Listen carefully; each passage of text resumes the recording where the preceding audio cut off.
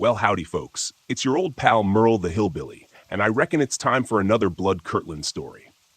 Pull up a stump, grab a swig of moonshine, and get ready for a bone-chilling adventure you ain't soon gonna forget. I always enjoyed the great outdoors, and so did my friends. That's why we planned a camping trip together, just to get away from the city's hustle and bustle for a weekend. Little did we know that our innocent adventure would become a terrifying fight for survival. We reached our chosen campsite, a beautiful clearing surrounded by dense forest. After setting up our tents and starting a campfire, we decided to explore the area. As we trekked deeper into the woods, we stumbled upon something that stopped us in our tracks. The remains of what appeared to be a Bigfoot research team's camp. The tents were torn to shreds, and the researchers' belongings were scattered everywhere. We exchanged nervous glances, our excitement quickly turning to unease. As we investigated further, we discovered the mutilated bodies of the researchers, their wounds appearing to be inflicted by something far more powerful than any human. Our curiosity quickly morphed into terror as we realized the team must have been attacked by some kind of ferocious creatures. The evidence pointed to one chilling possibility: werewolves. We knew we had to get out of there as fast as we could, but as darkness fell, we began to hear the distant howling of the very creatures that had decimated the research team. We huddled together, our hearts pounding in our chests as we realized we were now being hunted as well. With limited supplies and no weapons to speak of, we knew that our only chance for survival was to rely on our wits and each other. As the howling grew closer, we devised a plan. We would split into pairs and use our knowledge of the forest to set traps and ambushes for the werewolves. It was a risky strategy, but we were desperate, and it was the only option we had. Our plan met with some success. We managed to slow the werewolves down and even injure a few of them. But they were relentless, and we were growing tired. With every passing moment, our situation became more dire. We knew we couldn't keep running forever. We needed to find a way to stop the werewolves once and for all. In a last-ditch effort, we lured the werewolves to a nearby cliff where we planned to use our combined strength to push them over the edge. It was a dangerous gamble, but we had nothing left to lose. As the werewolves charged toward us, we braced ourselves for the final confrontation. With a surge of adrenaline, we managed to push them off the cliff and watched as they disappeared into the darkness below. Exhausted and emotionally drained, we collapsed on the ground, the realization of our survival washing over us. Our camping trip had taken a dark and unexpected turn, but we had managed to survive by relying on each other and our resourcefulness. We would never forget the terrifying ordeal we had endured, and we knew that our friendship had been forged even stronger through the crucible of fear and danger. Thank you. I was squirrel hunting on public land in northwest Indiana, managed by the Indiana Department of Natural Resources, about an hour from my house. It's my habit to start hunting early in the morning. I'd never felt any pressure while hunting in this area, or since the incident, so I thought nothing of hunting that day. It was fairly quiet, except for the occasional twittering of birds. Around 11 a.m., I decided to take a little break and have a snack from my pack, so I sat down along the trail. As I sat there, a voice came into my thoughts that said, "Behind you." I've preached to listen to your inner voice, and trust it, I did. I turned around to look behind me. As soon as I turned, I saw an enormous being, about 9 feet tall and 1,000 pounds, with long, flowing reddish-brown hair all over its body, resembling an orangutan in color. I only saw it for 1 or 2 seconds, because that's how long it took for it to stride across the trail opening. I got the impression that it didn't know or didn't care that I was there, since it didn't look my way. I was about 120 yards away, just sitting on the side of the trail. I suddenly wanted to get the hell out of there, realizing that I was no longer the apex predator in those woods. The .22 semi-auto rifle I had would have done nothing more than piss off the creature and offered no more protection than a sharp, pointy stick. I headed back to my car, looking over my shoulder the entire time. wondering if I was going to end up as a statistic. But I was not going to let this thing destroy my love for the woods. It took me a while, but I did make it back to those same woods. Now, at the very beginning of my hunts, I say aloud that I'm only there to harvest a few squirrels and to enjoy the woods. I'm not looking for them. I ask that they not scare me while I'm there. So far, that has been working. Does this offer credence to Mindspeak? I don't know. Did the Sasquatch let me know it was there, wanting me to see it? I don't know. But that is what I am leaning toward. I was just an average hiker, out for a day hike in the national park. I had heard the legends of the Wendigo, but I never thought I would come face to face with one. It all happened so fast. One moment I was admiring the beauty of the woods, and the next I was being tackled by a creature unlike any I had ever seen before. It was tall and thin, with matted fur and glowing eyes. It had elongated fingers that ended in sharp claws. Its mouth was wide and gaping, revealing razor-sharp teeth.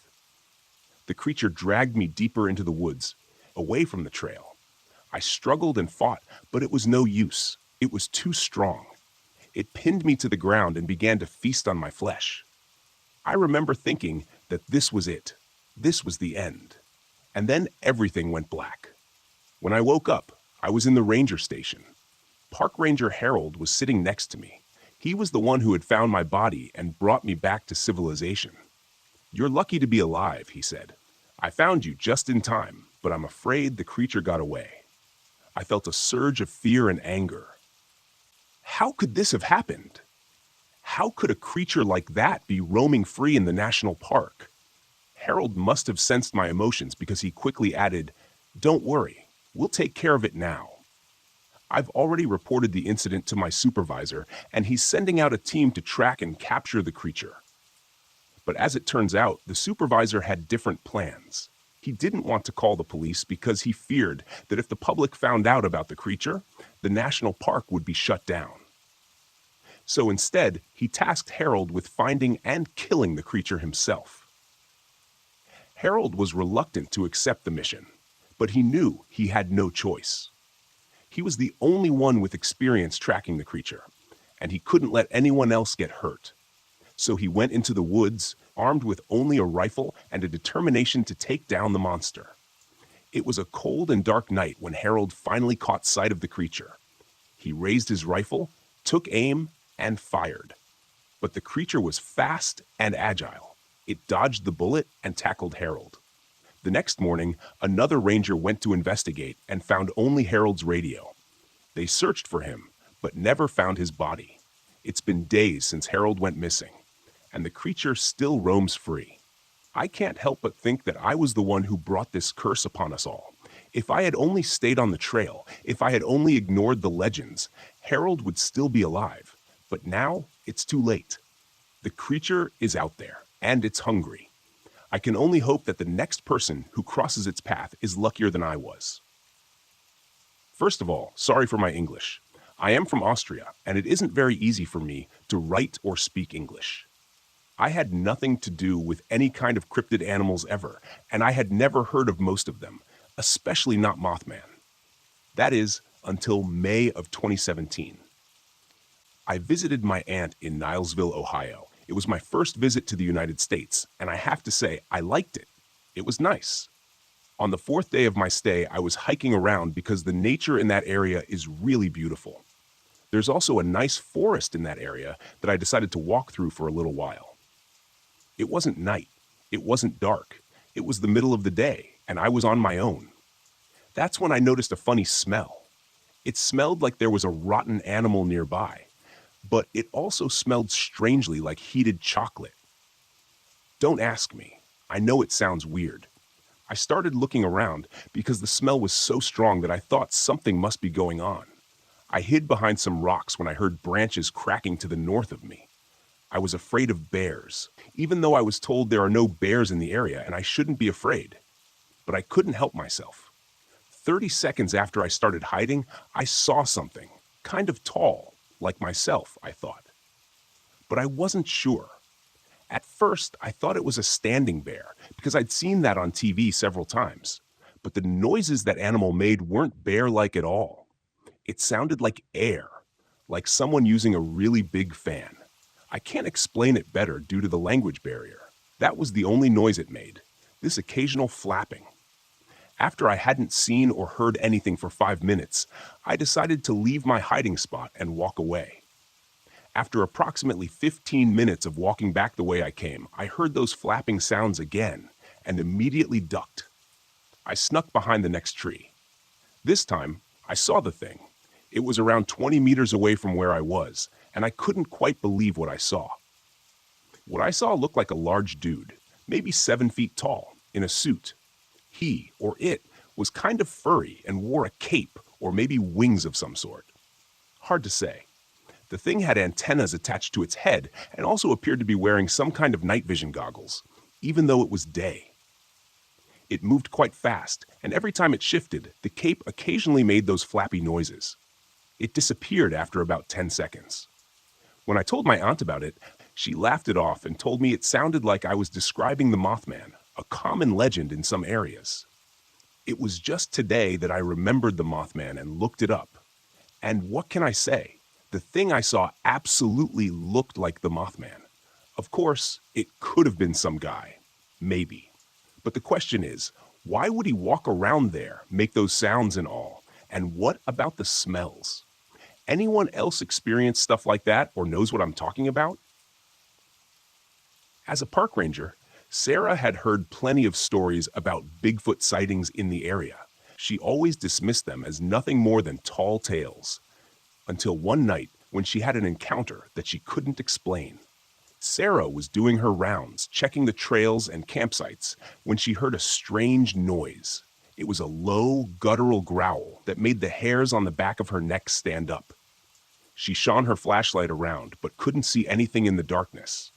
Suddenly, she heard a loud snap and turned to see a massive creature standing before her. It was a bipedal brown Bigfoot, towering over her at nearly 8 feet tall. Its eyes glowed in the beam of her flashlight, and she could see its powerful muscles rippling beneath its fur. Sarah tried to back away slowly, but the creature took a step forward, blocking her path. She could feel the fear creeping up inside her as the creature bared its teeth, growling menacingly. Just when Sarah thought she was done for, the creature suddenly turned and ran off into the forest. She stood there trembling and trying to catch her breath, wondering what had just happened. Over the next few days, Sarah couldn't shake the feeling that she was being watched. She heard strange noises and saw shadows moving in the trees. She even found large footprints in the dirt, confirming that what she had seen was real.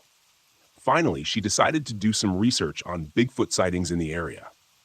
To her surprise, she found that there were dozens of reports of sightings and even encounters like hers. Sarah continued her work as a park ranger, but she always kept her eyes and ears open for any signs of the mysterious creature. She knew that the forest held many secrets and that she had just scratched the surface of what lay hidden within its depths. It was a golden, cloudy winter evening, and I had just woken up from a nice little power nap. I was tired as usual, after every nap, so I slowly got up and went to the kitchen to get something to eat. I got some food, heated it up, and sat down to watch some YouTube. I found a video about urban legends on my homepage. I was interested, so I clicked on it and started watching. It showed the usual legends like Goatman and Mothman, but one caught my eye. An urban legend called the Orange Eyes. I was intrigued. The video creator said it was a Bigfoot-type creature, tall and with glowing orange eyes. But what really surprised me was that it was an urban legend from my state. After hearing that, I looked up where it was supposedly located and found that it was only a 15-minute drive from me. Like any other adventurous person, I hit up my friend and asked if he wanted to come with me to look for it. He told me he didn't believe in that stuff and said it was a waste of time, but I begged him. Finally, after a couple of minutes, he agreed. I was really excited. I got dressed and packed some flashlights since it was almost 9. After I finished packing, I got in my car and went to pick up my friend. When I got there, he didn't look too excited and said he was tired. He got in the car and we were on our way. I told him the details and what the creature supposedly looked like, and he said there was no way it was real. I told him it would be fun and that there was probably nothing out there. We got to the road that would take us straight to the area near the forest entrance. While driving, I couldn't shake the feeling of being watched, but I tried to ignore it.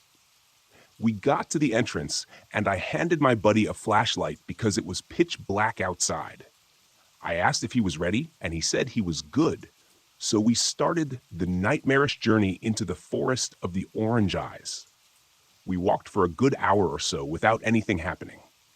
My buddy said he was tired and wanted to go home, but I asked to stay for 2 more hours. He agreed, and we continued walking. Again, I couldn't shake off the feeling of being watched. I asked my friend if he felt the same, and he said, yeah, ever since we turned onto the road, he'd felt it too. We were both on edge. Not long after that conversation, we heard something to our right, like a branch snapping.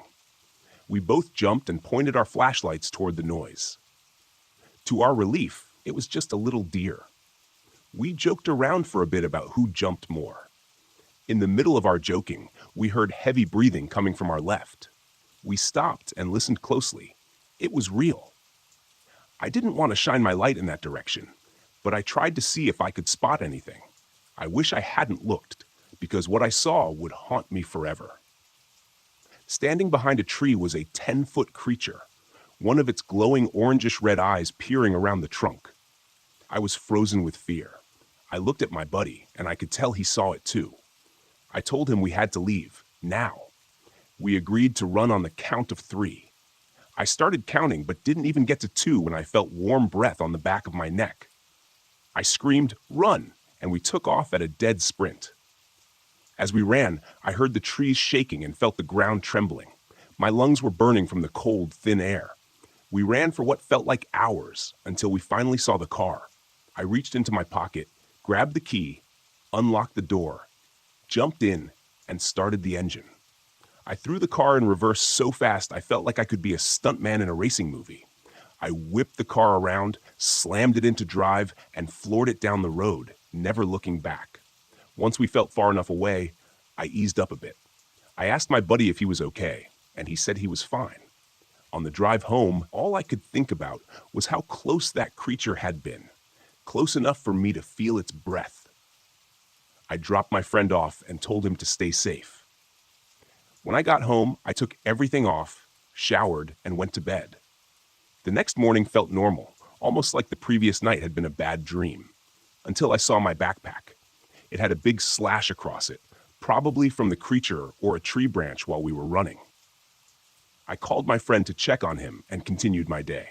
By now, I've kind of gotten over it. My friend doesn't talk about it anymore either. But from that experience, I no longer want to hike or camp in the forest. I hope you take something from this. Don't be stupid like me and wander into a forest at night. I grew up in the very rural Upper Peninsula of Michigan, where many people live off the grid. Winters are brutal, and any mistake can mean freezing to death. There was a kid in my middle school from one of those families. He could barely read or speak and always showed up covered in mud. One day, the teacher caught him peeing on someone else's desk. When asked why, he said he wanted to leave his scent. Another time, a girl brought a severed deer head to school in a garbage bag to show off her hunt. When I was 7 or 8 and my brother 5 or 6, our mom visited an old college friend in the Texas Hill Country. The house was packed with stuff, full-blown hoarder status. My brother and I saw a dry creek bed and went off to explore, looking for fossils and rocks. I remember it vividly. It was close to sunset, and I had just found a small conical shell fossil.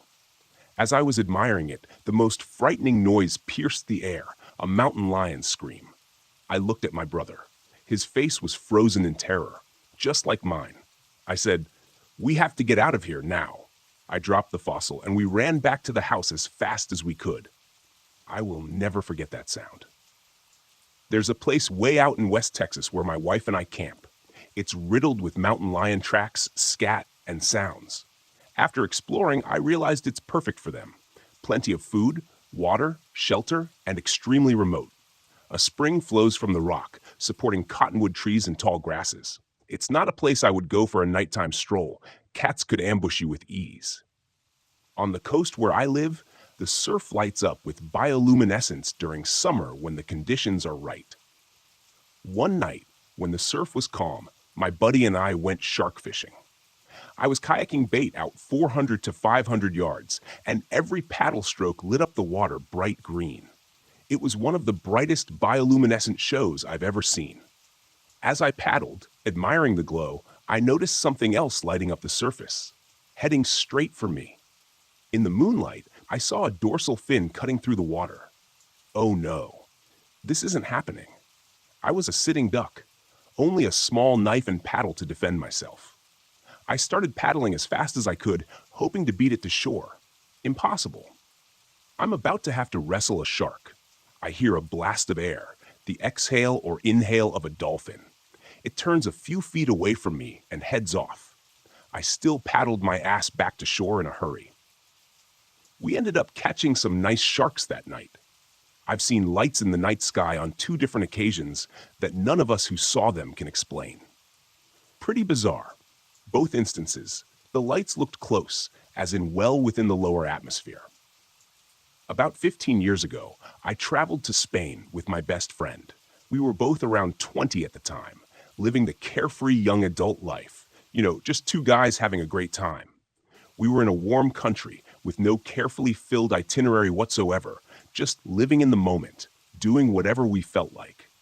My friend, who originally came from Spain, still had family there, which made the month-long trip very affordable since they offered us free accommodation, a roof over our heads, a working bathroom with fresh showers, and 3 meals a day if we liked. They also gave us a spare key so we could come and go as we pleased. During the day, we often went swimming to keep cool, and during the evenings, we explored the city, went for drinks, or went clubbing. Toward the end of our stay, the father of our host family, my friend's uncle, took us out for a fishing trip.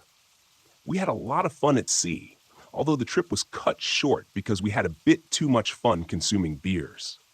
The burning summer sun, too many beers, and the wavy feeling of being out on the open sea made for a very bad case of seasickness for both my friend and me. His uncle thought it was funny. After an afternoon rest, or as they called it, a siesta, and a very fulfilling late-night dinner, we decided to go back out to the beach. We took a couple of cold beers with us, though not many, as we were still feeling a bit groggy from earlier. It was a beautiful night. Open sky, no clouds, little to no light pollution, making the twinkling stars very visible. Being on vacation, being young, on a still warm but comfortable summer night with a light breeze and a starry sky, it was the perfect moment to talk about the meaning of life, what we wanted to achieve one day. What was worth it and what wasn't? If there were any other intelligent life out there, if we would live for another 1,000 years or not. The crashing of the waves against the sand and rocks was very calming, lulling us into a meditative state. Only that moment and that place seemed to exist. There was no outside world, no responsibilities, no obligations, no expectations, no working hard to get somewhere. It was then that we noticed something was off. The crashing of the sea against the sand began to sound different, harder, like something was moving in it, under the waves. A vague shape started to form. As it neared the shoreline, it began to take the shape of a dog. We both looked at each other and realized we had been holding our breath for about a minute. It took the dog that long to crawl from the sea to the shoreline. The tension broke because we both burst out laughing.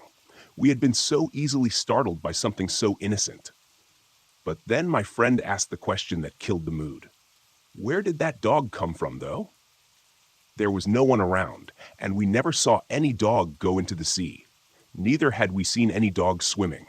That thing came from under the water. Now that he had worded it like that, it seemed rather curious. Actually, that dog seemed pretty big for any breed I'd ever seen.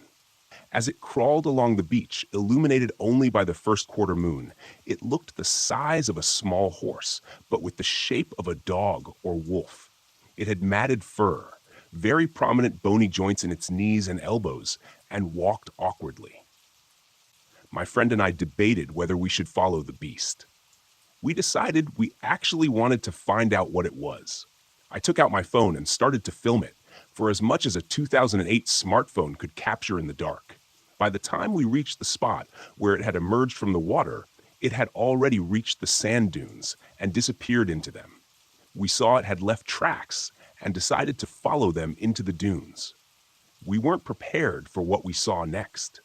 The beast had left tracks in the wet sand, in the form of individual hoof prints in a straight line, not the crisscross pattern of any four-legged animal. No horse could have walked in such a line. And even though it was the size of a horse, it looked nothing like one. Nor are horses aquatic animals. We followed the tracks into the dunes and went over the first one.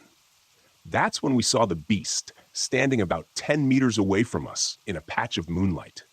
It didn't look like a dog anymore either. It looked like it had the lower half of a goat and the upper half of something like a werewolf. The dimensions were off. The shapes were awkward. It was such a large animal, neither of us could relate it to any existing creature we knew of. Its fur was matted, its joints were bony, and it had come out of the water, yet could walk and survive on land. Then it turned toward us. As it slowly turned its head, it stood on its hind legs. Not only could this beast survive in water and walk on four legs, it could stand and walk well on two legs as well. Standing upright, it gained even more size. It must have been around 2.5 meters tall. It stared at us with red, glowing eyes. These were not to be mistaken for the reflective eyes of a nocturnal animal. These were glowing from within. I felt stuck, completely frozen. But luckily my friend, who was 2 steps behind me, had the mind to run and pulled me with him. We ran for what felt like an hour, but must have been closer to 10 minutes because we reached the house before we knew it. The beast hadn't followed us, or at least not all the way. We told the entire story to his uncle. Of course, he thought we were still drunk and tired and had imagined it. But when we showed him the recording, he went pale. He took a shovel, because a gun would have been more impressive, but the average European doesn't just have a gun lying around, and asked us to show him where we saw it. We searched for almost 2 hours, but didn't find the beast again. However, we did find the hoof marks, though they had started to wash away from the sea current. We went back home, trying to make sense of what we had seen, but we couldn't. We needed to know what kind of animal this was. We started Googling everything. Of course, the goat-like lower half led us to a lot of myths about the devil, which we initially discarded. We had seen a real living creature, something unknown to humanity, and we wanted to know if anyone else had seen it. It was only when we Googled hoof marks in one straight line that we stumbled upon the term the devil's footprints. So it was an actual thing, or at least something that had supposedly been seen before. The myths and stories described exactly what we had seen with our own eyes. In the few days we had left in Spain, we spent our nights out with my friend's uncle, trying to find the beast again, but we never saw it. When I returned home a few days later, I saved the recording to my hard drive, unsure what to do with it. I didn't want to be that crazy guy who claimed to have seen the devil, because I still don't believe it was. I just want to know what animal it was, and why we haven't documented such a creature yet. I tried to forget about it, but couldn't. A year later, I decided I wanted to publish the recording, hoping someone could make sense of what we saw that night. My friend hadn't seen the beast again since, though he had asked around in the town. No one else had ever seen it. I had switched phones by then, but luckily I had saved the video on my desktop, where I had replayed it at least 1,000 times. Then one day, my desktop crashed. I tried restarting it a couple of times, and after booting it in safe mode, I got the message. My hard drive had failed. I tried everything I could to recover the recording, but nothing worked. 15 years later, I'm still racking my brain over what that beast could have been. By now, most of my friends think it's just a story I tell to make conversation. Only that friend and his uncle are still marked by the experience. My friend even went so far as to move back to Spain, near the beach where it all happened. He still continues to search for the beast to this day. Maybe one day he'll find it. Thanks for listening, cowboys and cowgirls. Hope you enjoyed these stories. Tomorrow, we dive deep into the horror of the American countryside. See you then. Can you tell me what time you are listening to this video? How do you feel about my video? If you like, please like and subscribe, and comment to let me know. That is a great motivation for me. Thank you guys.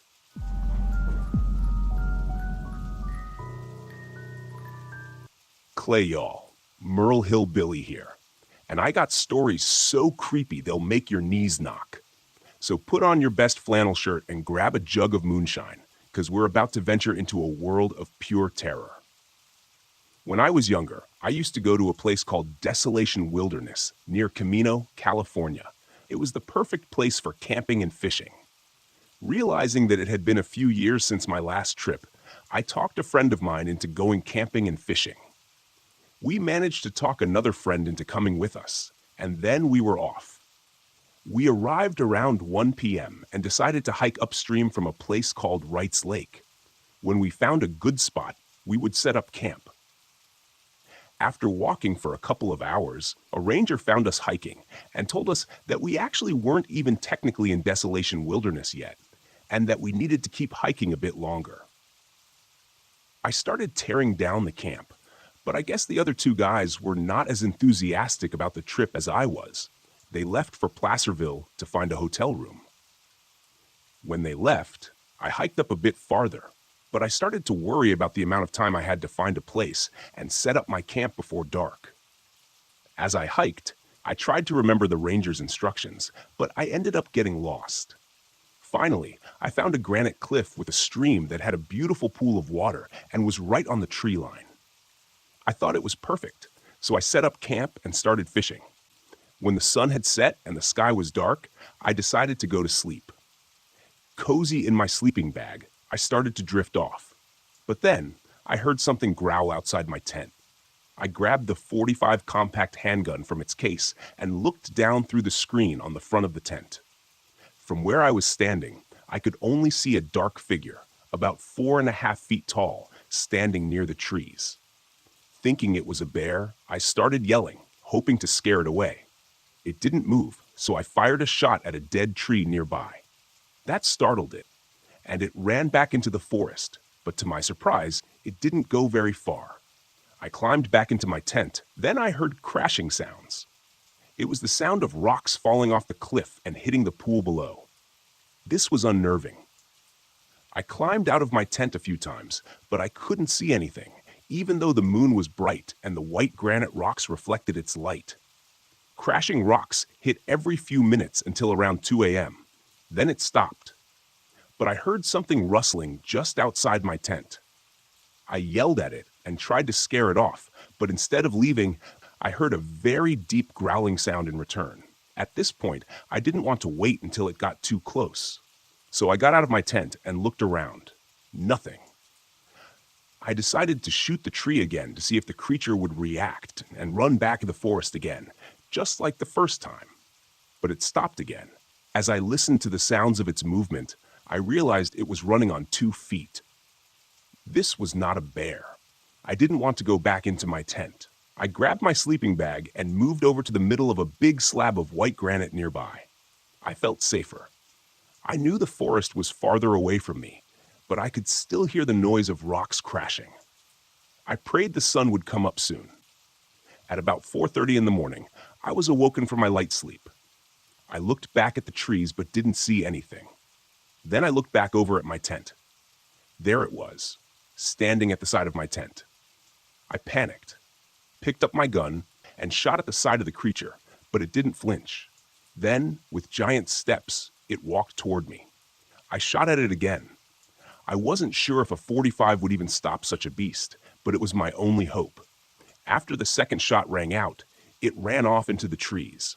Shaking like a leaf, I sat down clutching my gun. I waited for hours until the light started to appear in the sky. I broke camp and headed back down to Wrights Lake. That was the last time I saw the creature. That was also the last time I went to Desolation Wilderness, and I will never go back. In northern Canada, I went deep into the wilderness with my father and my eldest brother to hunt for moose.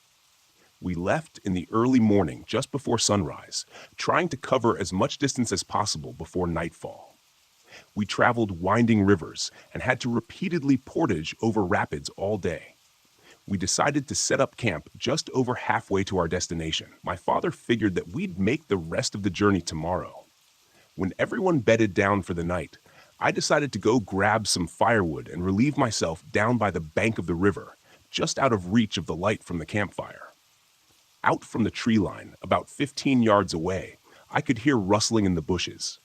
I watched the area where I heard the noise and focused on that spot. I felt kind of funny, dizzy, lightheaded. Then I could smell this putrid stink, like old milk or rotten food. Then I saw the trees start to morph and move ever so slightly and begin to take the shape of a head and slight facial features. My eyes began to adjust to the darkness, and along the tree line I could hear a voice coming from there. I recognized the voice. It sounded like one of my relatives who had recently passed. The face took the shape of my relative. "Hello," they said. "I have missed you. Come see me." I smiled and stepped forward a bit, but stopped to analyze the situation. My relative's face stopped smiling and became emotionless. The skin began to turn pale and peel away. Chunks of flesh from their cheeks began to fall away, and I felt shock and fear overwhelm my body. I couldn't make sense of it at all. I started to back away and make my way to camp. I didn't realize at the time that I'd been walking toward the voice and was further away from the firelight. The voice became angry and began shouting at me to come here. I turned to run away, but as I looked back one more time, I saw the most disgusting thing I had ever seen. It was rotting flesh on knotted bone, caved-in eyes, and a hollow chest cavity. This humanoid creature was tall and super thin. I ran as fast as I could, trying to yell for help, but fear made my voice quiet and raspy. I ran along the riverbank and could hear heavy breaths and the stomping feet of this thing right behind me. I made it to the top of the riverbank, but it grabbed hold of my leg as I jumped up. I gripped and tore at the grass, trying to lift myself, and yelled as loud as I could. Finally, my voice came back, and I screamed that someone had my leg. My brother woke up and ran over to where I was. He pulled me up and took me over to the fire. I was terrified, trying to explain what I saw and that it looked like my relative. I was trying to convince them I wasn't seeing things. But my brother nodded his head and said, "I saw it too." That solidified it. He acknowledged that it was real. We stayed up all night after that, rifles loaded and close by. We packed up when the sun came up and went back home. We haven't shared that story with anyone out of fear of being labeled as crazy or liars. I had nightmares and couldn't sleep for months afterward. I would see things, dark figures looking into my window, or hear whispers when I was walking home at night. Eventually, I was seeing this dark figure daily. I went to a medicine man, a shaman, for help, but I learned that the ceremonies only relieved it temporarily. Friends have given me everything from protection pouches to certain crystals. I found out that there's a strong possibility that I encountered a Wendigo. I learned that if you encounter one and survive, it attaches itself to you like a parasite. I learned that it can only do this if it touches you, which it did. Ever since that night, I've been on edge when I enter any forest or wooded area, which sucks because I love being outdoors and hunting and in nature. Now I always feel like I need to keep my back against something when I'm out in the wild. Anyways, make your own conclusions about this.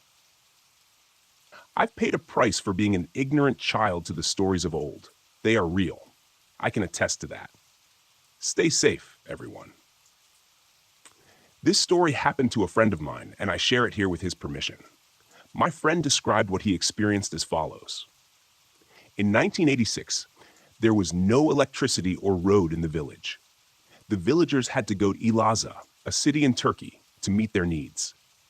The road to the center was 2 or 3 kilometers from the village. It was necessary to be on this road at 4:30 a.m. to reach Elazığ. There was only one car that went there, and it came back around noon. The road used to go through what was called Kandere, Demon Creek, by the villagers, and they thought strange events happened there and that it wasn't auspicious. Me and two of my friends started preparing at 3 a.m. to hit the road. The road we had to cross that included the Demon Creek to reach Elazah was on our minds. First, we planned to cross the Ridgeway, then the Demon Creek, and enter the highway that leads to Elazah. Afterward, we hit the road. We lit our cigarettes while being in deep conversation. It was utter darkness. There wasn't even moonlight. We were slowly encouraging ourselves to cross the Demon Creek. Thinking about that moment, we were getting close to it. But first, we had to cross the Ridgeway. The path was so narrow that two people could not walk side by side, and it was filled with big bushes. We were moving in a single line. I was the last one in the row. The first guy in the row, named Kamal, suddenly stopped. He mentioned that there was a black dog watching us without moving. On the way, I thought to myself, it's one of our village dogs. My friends were very nervous. We were getting more scared because of the stories we had heard since childhood. Now I was scared too and started reciting Bismillah. I smelled and prayed. The dog suddenly got out of the way and disappeared after moving a few meters into the bushes. After the dog had disappeared, we thought to ourselves, what was the dog doing there? And continued to walk. After walking for 1 to 2 minutes, Camille suddenly stopped again and yelled, "It's the same dog again," before moving a few steps back. The three of us didn't know what to do because of confusion and fear. The dog was looking at us again. I recited Bismillah again. The dog stood up and vanished into the bushes once more. My friend said, "Forget it. Let's go back. Let's not go there." But I said, "We need to cross this road. If we don't, then the day after tomorrow, we'll still have to use this road for shopping." I calmed them down, and then we continued on our path. My friends were, of course, still scared. We were talking about why the dog had appeared again. I tried to calm them down by saying, he's just a common dog, and he's following us. We continued on our path. We couldn't believe our eyes when, after 3 to 5 minutes, a cold black goat was standing on the road, blocking the way. We were so scared, we started to pray and recite Bismillah. The goat suddenly disappeared. Its disappearance made me comprehend that these events weren't ordinary at all, and we were now seriously scared. But going back was not an option. I calmed my nerves, moved to the front of the group, and guided my friends. I was both praying and leading the way. There was only one sharp corner left before Demon Creek. We were shocked when we finished crossing the sharp corner. What we saw was indescribable. A long, white as snow, shining silhouette-shaped mass. Whatever it was obvious that it had arms and legs, but its face was ambiguous. Then it started to create sounds, rumbling, screaming, crying. We closed our ears with our hands. We were throwing ourselves on the ground in fear and flailing. At the same time, it was blindingly bright. I started to recite my known prayers. My friends were yelling, cursing, and completely disoriented. I was thinking about how to escape the situation while staying calm. I dragged my friends away from the incident. As we escaped, the screaming turned into laughter. The laughter echoed in our minds. We headed back to the village, but we didn't know how we managed to return. At the entrance of the village, there was the house of Camille. When Camille's parents saw us, they couldn't believe their eyes. "What's the matter with you?" they asked. Our faces were pale. We couldn't speak, trembling and making noises like dummies. They informed our relatives, who also came. They tried to grasp the situation. I rested for a while, drank some water, and told them the story. The villagers were stunned. They told us to thank God that we came back in one piece. We thought we had saved ourselves, but from sunrise to sunset for 40 days, we had heavy headaches, skin rashes, and huge herpes sores on our lips. Later, I was driving home from work on a 6-lane highway heading west in Hamilton, Ontario. As I drove on my side of the highway, I saw a dog cross from the left side to the right. That area is full of trees, bushes, channels, and ravines, offshoots of Lake Ontario. When I saw the dog, it was approximately half a kilometer ahead of me. The astonishing thing about this dog, I'm certain it was a dog, was that its length from nose to rump, excluding its tail, covered almost the full width of the lane, 8 feet. It was heading back into a small valley filled with heavy forest and a ravine. I couldn't believe a dog could grow to that size. I still remind my boyfriend of this occasionally. I have no witnesses. This happened to me in July of this year, and I've been thinking about it constantly since. I'll try to sum up the experience as best I can. I'm kind of a mentally ill weirdo. I have borderline personality disorder and complex post-traumatic stress disorder. And I'm a 24-year-old girl who lives alone in the city, just minding my own business. I have a few friends, but I'm not close with my family. It's not unusual for me to go a few weeks or months without really seeing anyone besides coworkers, especially during the pandemic. So I've just been doing my own thing. This encounter happened during one of those few-week stretches of isolation. I'm only giving this bit of exposition so people can understand my psych history and mental state, etc. So, at the start of July, I got this uncontrollable impulse to go camping and stargazing. I never go camping alone, hadn't gone in 4 years, and had no camping gear whatsoever. But I wanted to go for some reason. I researched some good dark sky spots in Utah, found a cute little campground about 4 hours into the desert, and reserved the last spot available for a week later. I bought all my stuff the day before and just drove up. I'm horrible at planning and time management, so by the time I arrived at the campground, the sun was already going down. I had also forgotten my charger and realized I had to make my 60% battery last until I made it back to the city. There was no service out there, so that seemed easy enough. My entire goal was to chill in my hammock chair all night and stargaze anyway, so all I needed was some music. I specifically chose the night of a new moon for this. I knew I had to get my tent set up and situated before the sun went down. There were a lot of others there, but most were families with kids getting ready for bed. I could hear parents reading scripture to their kids before bed, Mormons, and others reading Kindles. By the time everything was set up, it was about 10 p.m. Almost everyone turned off their lights and went to sleep. This really weirded me out at first. It was the perfect night for stargazing. I didn't see a single other person setting up a chair, no telescopes, no one even outside their tents looking up. Eventually, I figured they all probably just wanted to wake up with the sunrise. Sleeping in wouldn't exactly be pleasant in the desert heat. I worked night shifts, so staying up wasn't an issue at all. At this point, the only people I could see awake were myself, a family vaguely near me reading scripture, and a whole mess of people at the bathroom. My tent was located at the far side of the campground. To my left, nothing but desert and cliff. In front of me, the bathroom, about 100 feet away.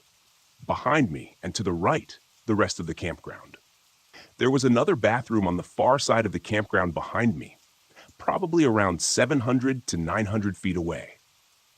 These 2 bathrooms were the only sources of light in the campground, aside from a few people using flashlights to go to and from the bathroom. Like I said, I'm a bit of a weirdo, which makes telling this story honestly to others hard. My goal on this trip was to grieve and move on from a lot of loss I experienced the year before. A lot of bad stuff happened, and I lost many loved ones. Sometimes a good mushroom trip can really help find closure when it comes to grief. That was my only goal. I took around 2 grams and was coming up around 11 p.m. Now, hear me out. What kind of close encounter story is believable when the person telling it was on psychedelics? It's a fair question. I agree that skepticism is warranted. That said, I have a gross amount of experience with psychedelics. I've tripped in even weirder and more isolated places than this. I've tripped on mushrooms dozens of times and on acid over 100. I've kept tons of trip journals and recordings. Never once has anything like this happened before or since. I've never seen things or entities, never had paranoia about something being there that wasn't. My trips are always the same. Textures get wavy, emotions heighten, I feel peace in my mind. That's it. I'm convinced what happened in the desert wasn't caused by the drugs. It simply happened while I was tripping. It would have happened even if I hadn't taken anything. That's just my opinion, though. I definitely invite skepticism. So I was coming up ready to stargaze. I needed to pee, though, and all the people hanging around the bathroom were making me nervous. No one else seemed to be awake. No lights on, no tent flaps open. Eventually, I caved and went to the bathroom. No one bothered me. I started walking back to my chair. My spot was close to the bathroom, and I could walk from the front of it in a straight line in the dark and always hit my tent in about 25 seconds. Because it was that easy, I didn't bother turning on my flashlight. Plus, saving my phone battery was still a priority. As I walked through the dark, I saw the outline of my hammock chair, and a person standing right next to it, staring at it. I froze and stared. I was super confused. Why was this person in my camp spot, alone in the dark, staring at my chair? Maybe they were curious. I waved at them, but they didn't respond. I moved closer, and I guess the sound of my footsteps alerted them, because they shot their head up toward me, took around 3 steps in my direction, then backed up about 6 steps, flashed a bluish flashlight in my eyes, and fast walked toward another person I hadn't noticed, who had also been standing silently in the dark, about 15 feet away. They both stand next to each other, shining their blue flashlights at their feet, and they both move around me towards the bathroom and disappear into the girls' restroom. Weird, right? I thought so. Standing there all terrified like a dumbass, I rationalized that the first person must have been waiting for their friend to catch up or something. I sit down and finally put on some good music in my headphones and just melt into the beautiful show playing in the sky above. It's now around 11:30 to midnight, and there are still people messing around near the women's restroom. It's actually just really distracting at this point and bugging me a lot because it's right in my line of sight. They just keep waving their flashlights around and coming in and out, but they never seem to go anywhere.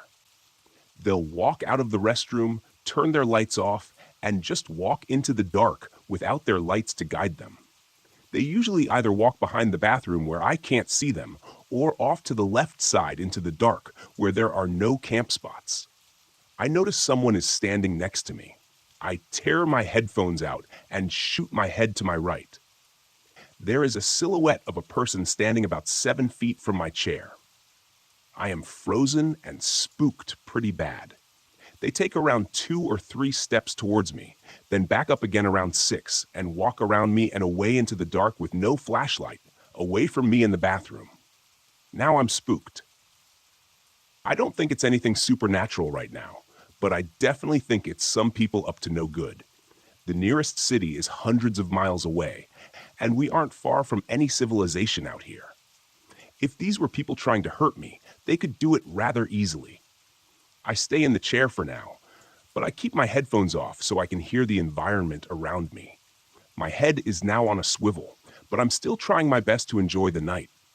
Now it's midnight, and no one else is awake. No flashlights anywhere, no voices, nothing. All the bathroom people finally vanished, and it was just me awake as far as I could tell. With my headphones off, I started to notice sounds now. The sound of a jet somewhere near would come and go, flying around somewhere in the desert. I kept looking for its craft lights, but could never find them. This deep, almost physics-defying boom would occasionally shake the desert, but in a weird way.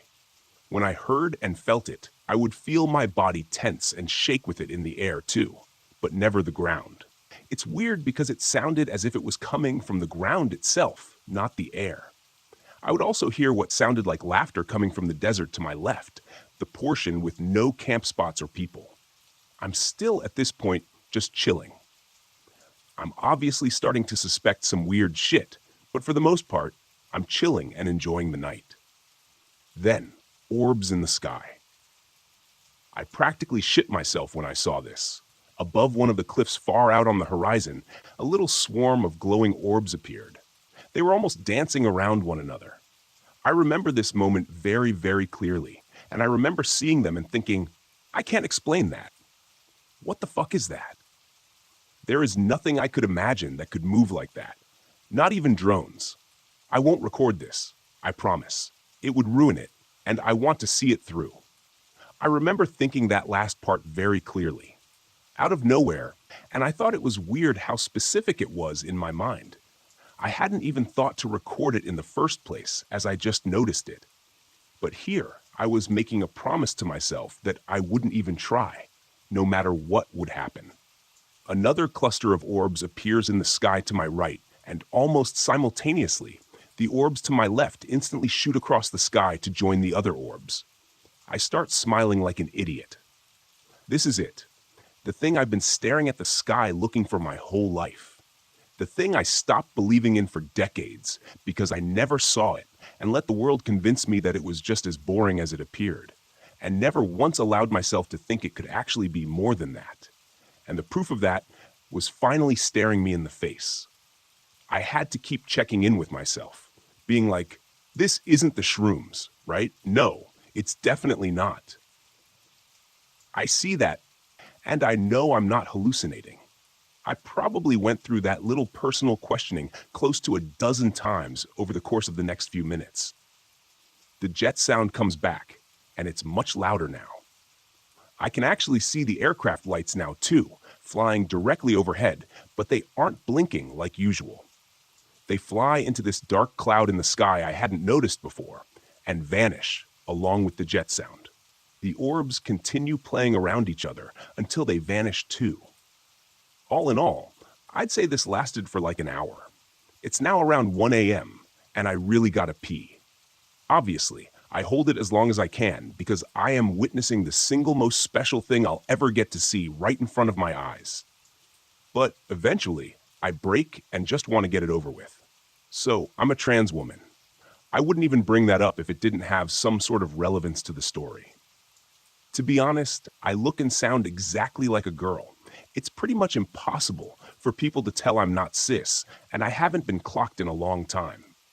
But I still have a penis. I'm out here in the desert, on shrooms, witnessing some high strangeness. But I still gotta be careful what bathroom I use. Normally I would just use the girls, but those people I encountered earlier were still making me paranoid. So I figured, if worse comes to worst, I'd rather be caught in the men's in case there are some weirdos out here. And there I am, doing my thing at the urinal as fast as possible, zip down and start going. The moment I start, the door to the restroom shoots the fuck open. Some guy with short brown hair, around 5'6½", with a sunken, droopy face, runs in, eyes glued to the ground, and barges into the stall next to me, shutting the door and doing his business. The only word I could use to describe him was he looked sick. This obviously scares the fuck out of me. It's like 1 a.m. I haven't seen another human being in a few hours. I just saw the light show in the sky, and I'm a sass-looking girl peeing standing up at a urinal, alone with this dude. He pees for, no joke, 3 seconds. That's it. All that rush, all that urgency, for 3 seconds of tinkle time. Who does that? He spent the rest of his time in there slowly pulling out toilet paper from the roller for some reason. I'm a dumb bitch and just held my bladder for way too long, so I'm trying my best to just get it all out so I can leave, but it's taking forever. I finally finish and, for some reason, go to wash my hands. I don't know why. It just felt like the right thing to do in the moment. LMAO. The guy shoots out of the stall again, way too hard and fast, comes in right next to me at the sink, washes his hands for a total of 2 seconds, and leaves the bathroom as fast as he entered. I'm just kind of shook. But again, I'm trying to rationalize this. I just think he's probably tripping too, and the sight of some girl peeing at the urinal at 1 a.m. probably made him think I was an alien. So I head out and back to my chair. The moment I sit down, the lights in the bathroom I was just in shut off all at once, both the girls' and boys' bathrooms. No one enters or leaves either. Now, just a single tiny yellow bulb can be seen glowing above a park ranger's bulletin board on the side of the building. I sit down and almost can't help but invite more weird stuff to happen around me. The jets are back now, and louder than before. There are orbs now, a huge ring around the campground, pulsating and growing, then dimming slowly, drifting around. I'm terrified, but I also can't move. It's too cool. Honestly, that's really the whole reason I didn't hide in my tent. Who in their right mind would listen to their instincts to run when you could see how far it could go? I hear weirder sounds coming from the desert. What sounds like shouting and a baby crying, far, far away. The orbs reappear in the sky and behind the trees next to my tent. It looks like the moon is shining through, but it's a new moon. It's now 2 a.m. The bathroom lights come back on, but only in the men's restroom. The women's remain off, and I see no one come or go. At this point, the only thing that has come out of my mouth for a while is, I'm a dumb.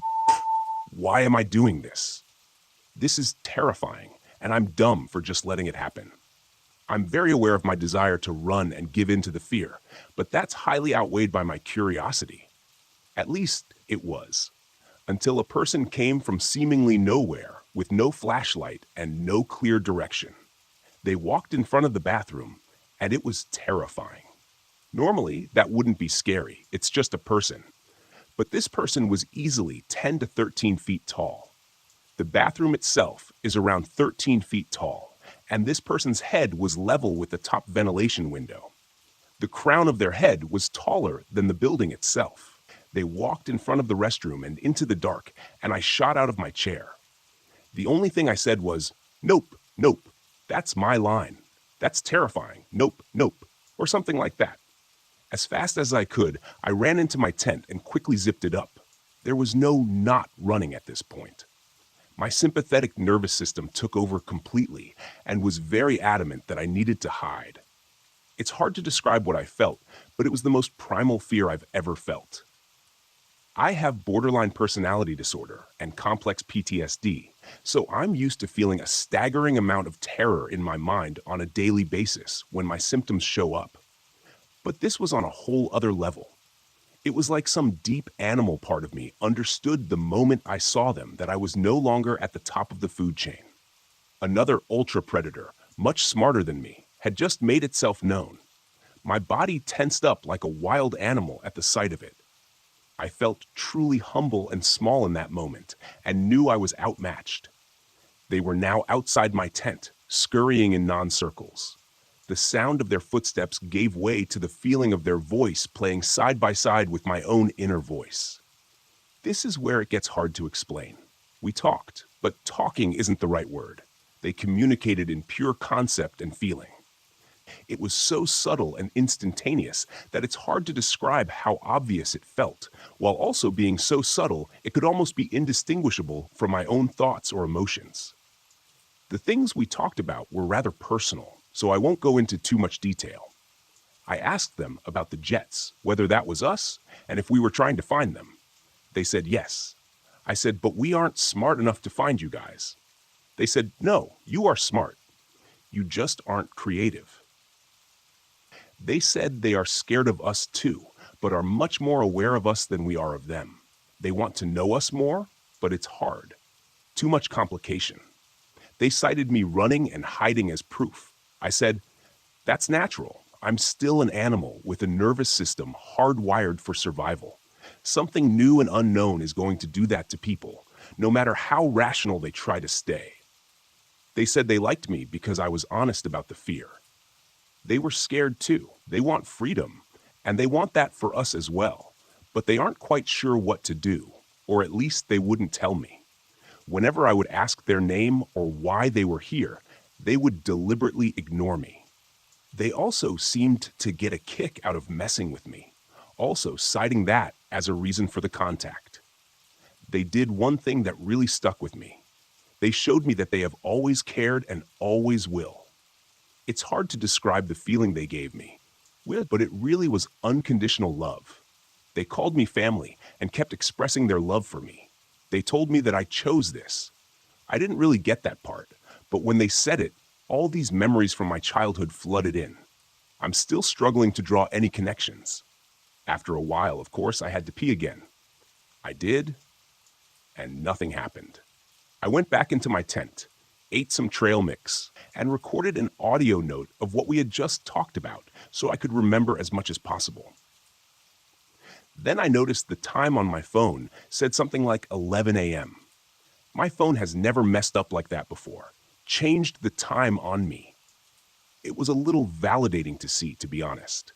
It was very clearly still the middle of the night, not 11 a.m. I left the tent, and they messed with me some more. More orbs in the trees, lights going off in the bathrooms, etc. Eventually 5 a.m. hit, and they were gone. The sun came up, and I headed home. There's a lot of detail I skipped over as this post is already way too long, but there you have it. Like I said, I don't expect anyone to believe me. I invite the skepticism, honestly. I was under the influence of a psychedelic substance, but I have to say, out of the hundreds of trips I've had, I've never experienced something like this before or since. I truly believe that these events happened and that the drugs were not responsible for their inception whatsoever. What to take away from it? I don't know, to be honest. But it was amazing, and I want to meet them again. I am extremely humbled. Now I believe in other beings again, and have this sense of family and home in myself I've never quite had before. Has anyone out there met them too? I'd love to hear your story if so, and let you know you aren't alone in your experience. They are out there, and they do exist. Thanks for listening, cowboys and cowgirls. Hope you enjoyed these stories. Tomorrow, we dive deep into the horror of the American countryside. See you then. Can you tell me what time you are listening to this video? How do you feel about my video? If you like, please like and subscribe, and comment to let me know. That is a great motivation for me. Thank you guys.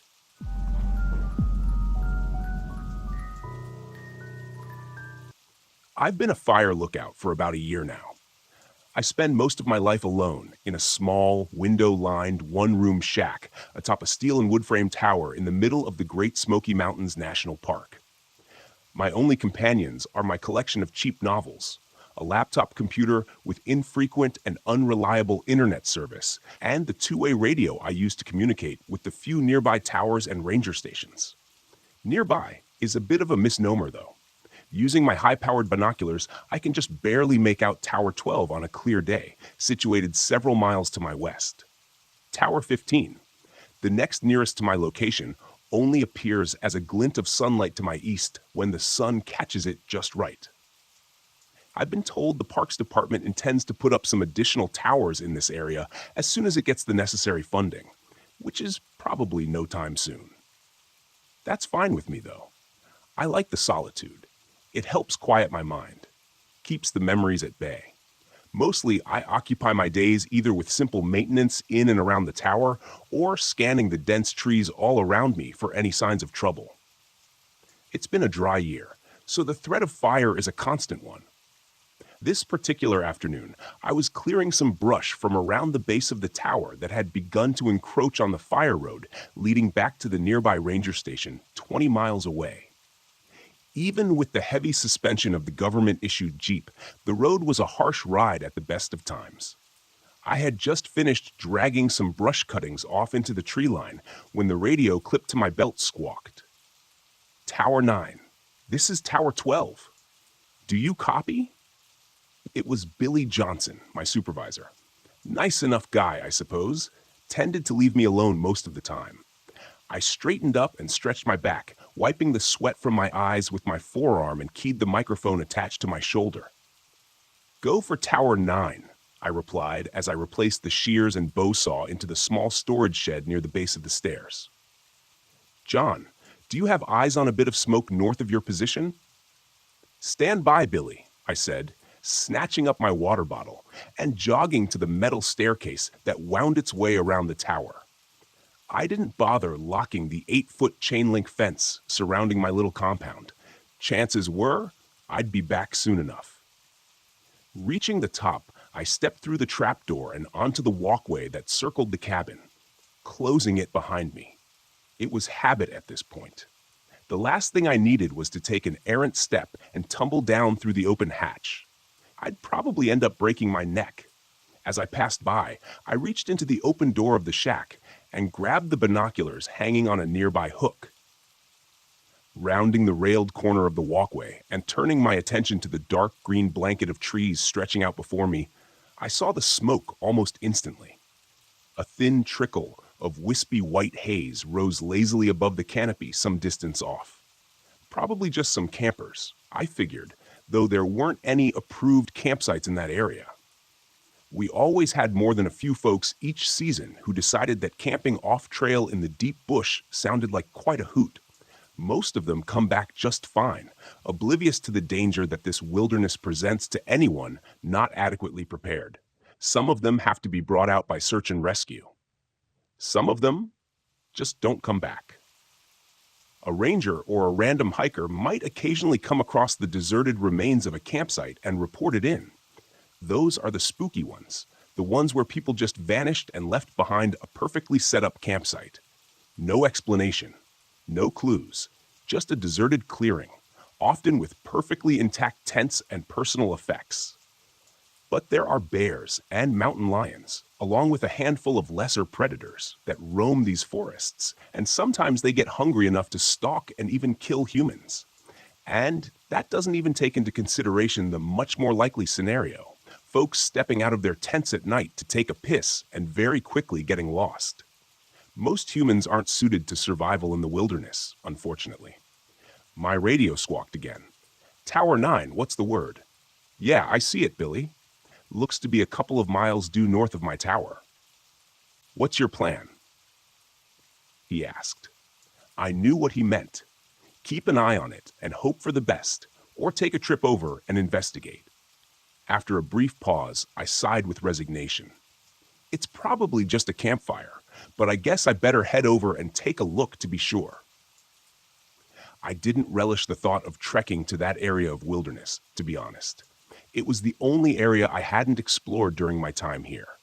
There weren't many trails heading in that direction, and the ones that did were badly overgrown and too narrow for the Jeep. A couple of miles hike might not seem like a lot, but when you're out here alone, the dense trees seem to stretch on forever. 2 miles can feel like 100. "Roger that, John," Billy replied. "Take your pack and your rifle.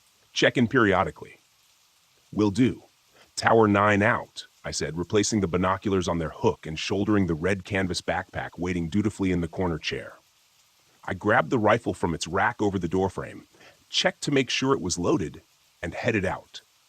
As I locked the gate behind me, I threw my pack in the back of the Jeep and set the rifle beside it.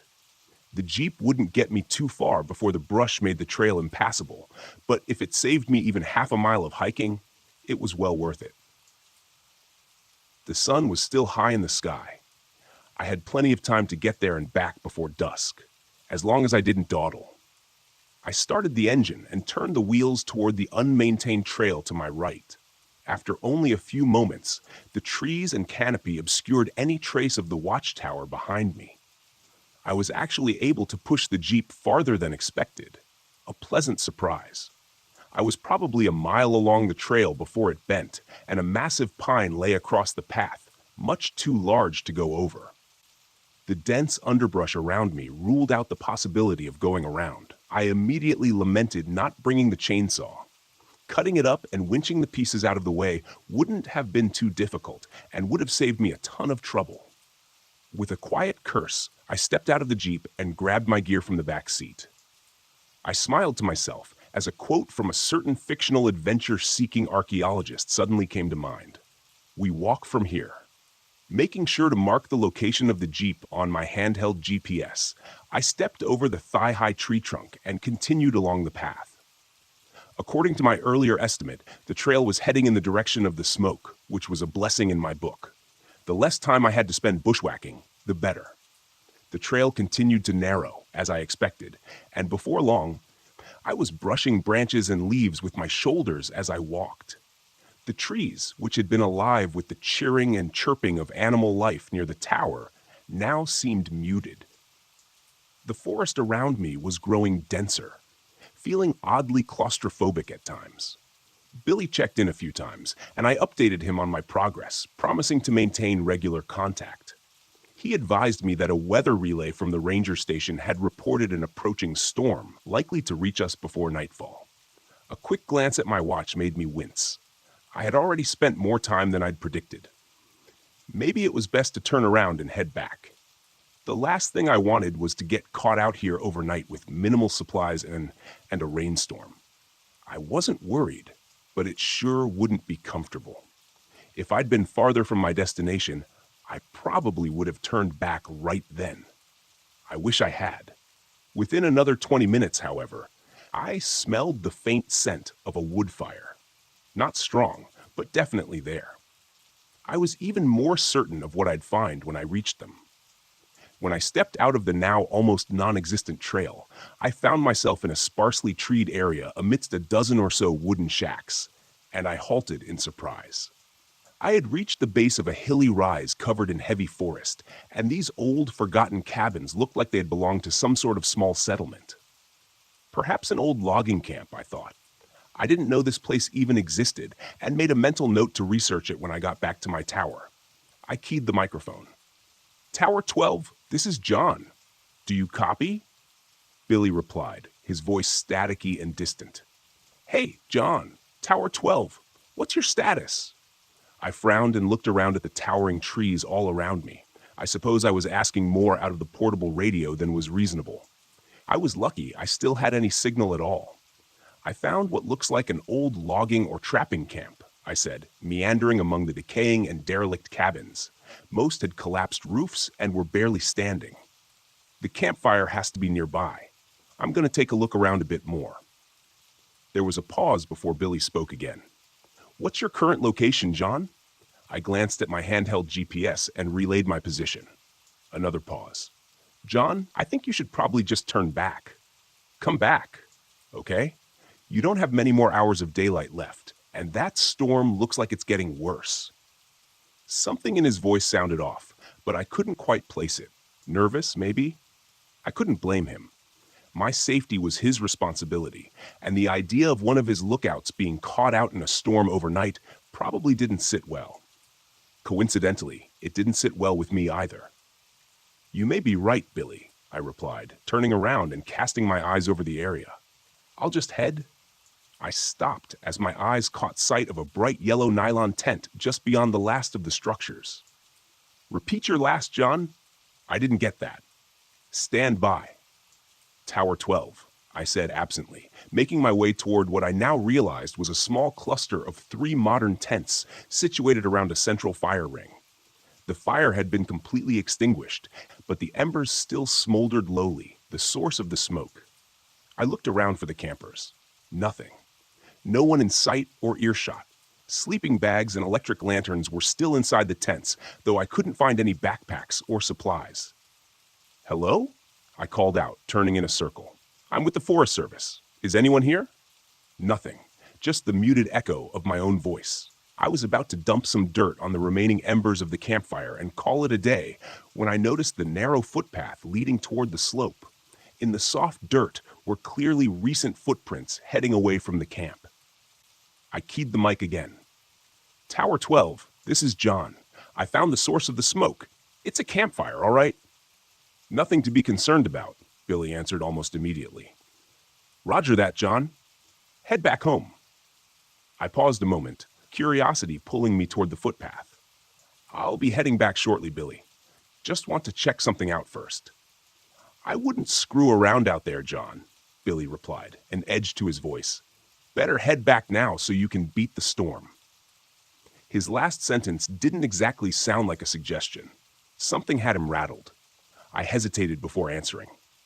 "Acknowledged," I said, knowing full well I was going to check out the path before heading back. Still, I didn't feel like arguing with my supervisor over something so small. Just a quick walk up that path, then I'd be on my way.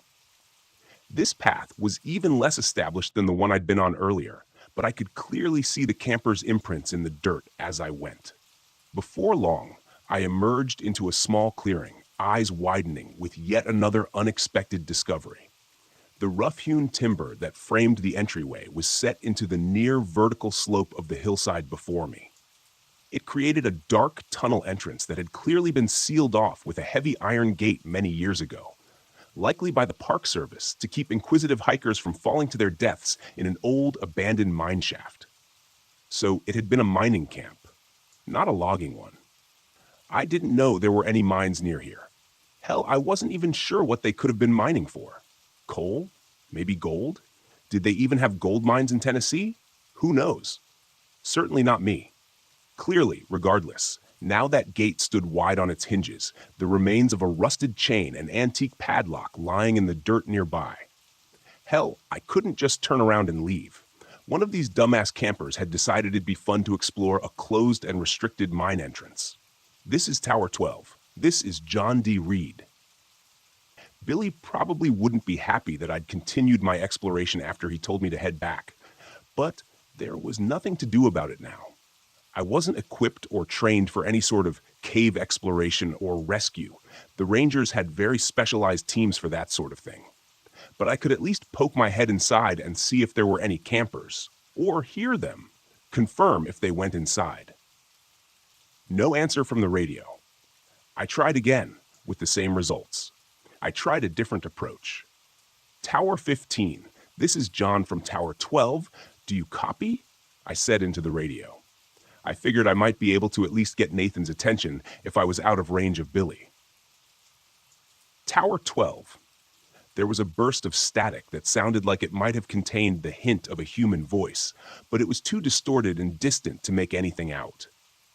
There was only a moment of indecision before I made up my mind.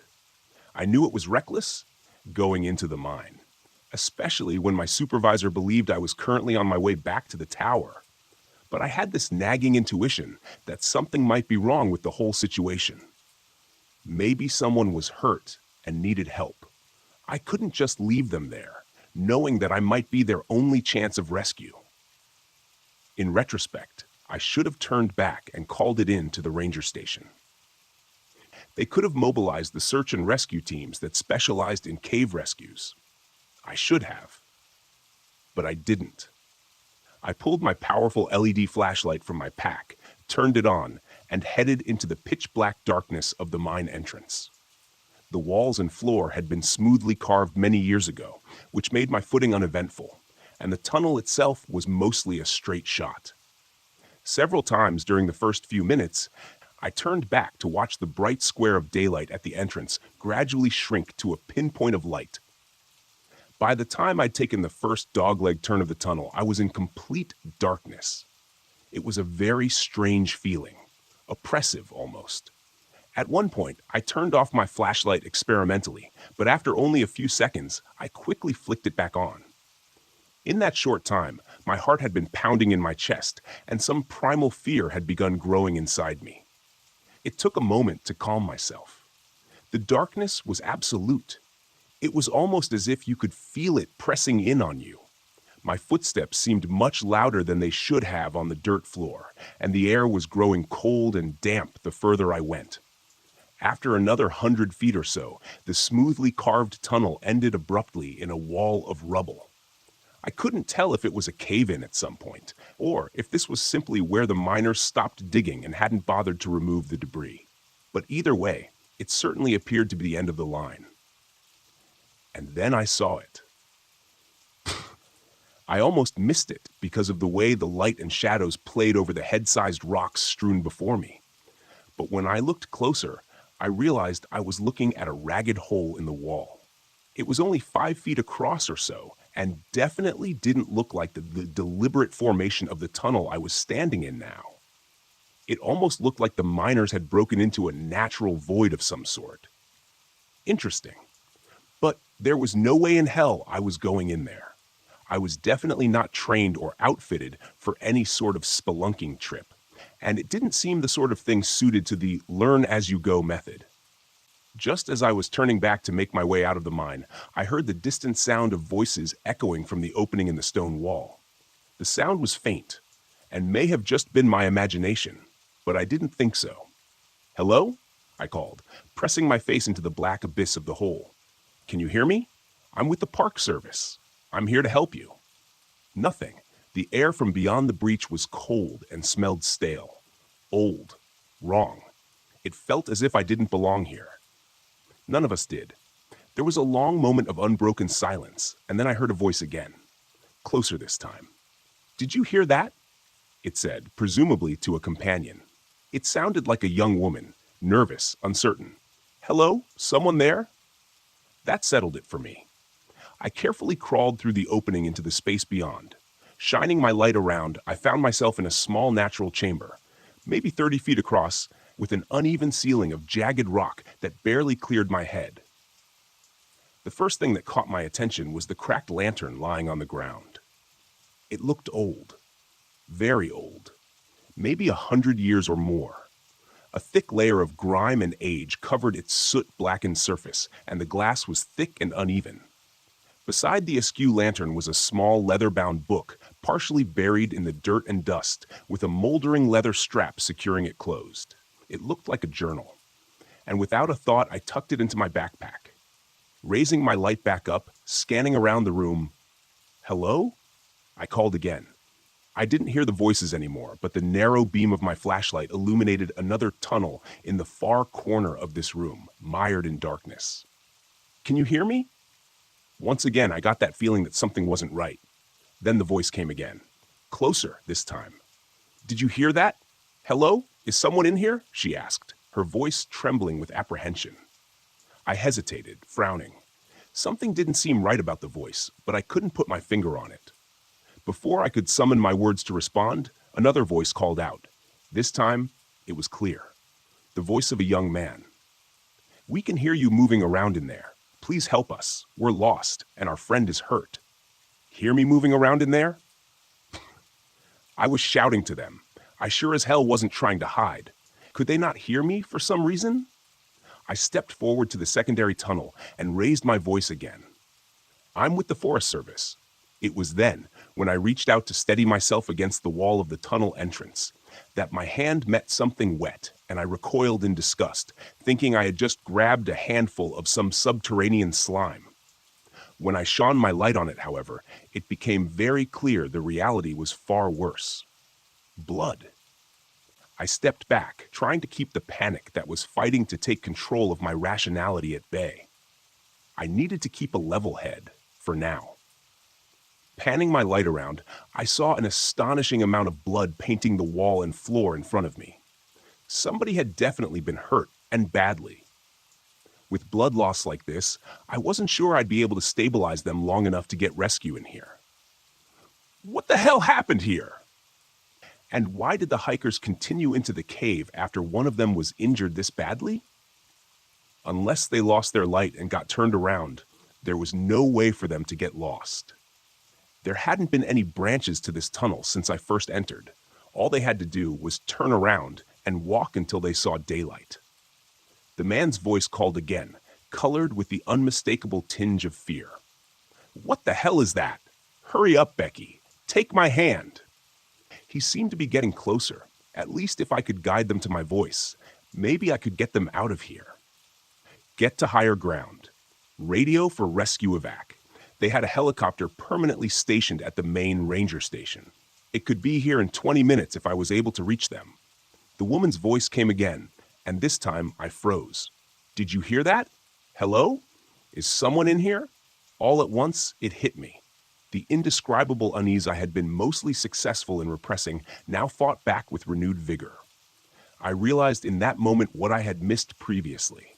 The woman had repeated herself, twice now.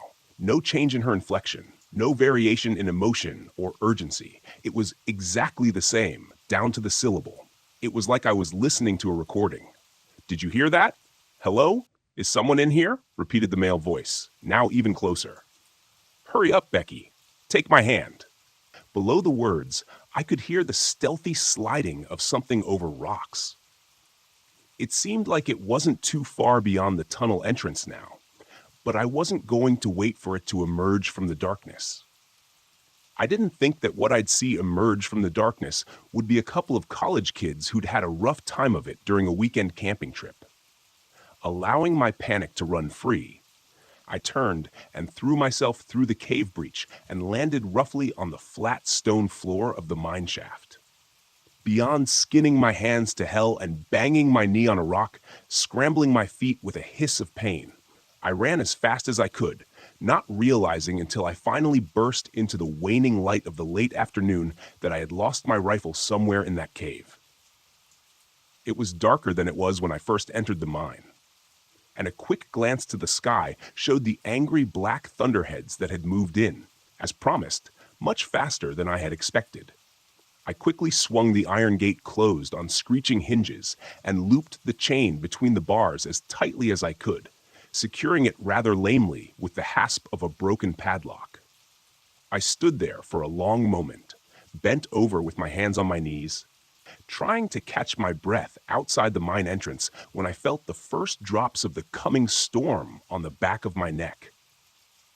I straightened and looked through the bars of the gate into the ominous darkness beyond, realizing how ridiculous my barricade really was. It wouldn't do much good if something tried to get out, but at least it made me feel a little bit better. Until I heard the voice echoing from the mine shaft. Peh, getting closer. It was unmistakable.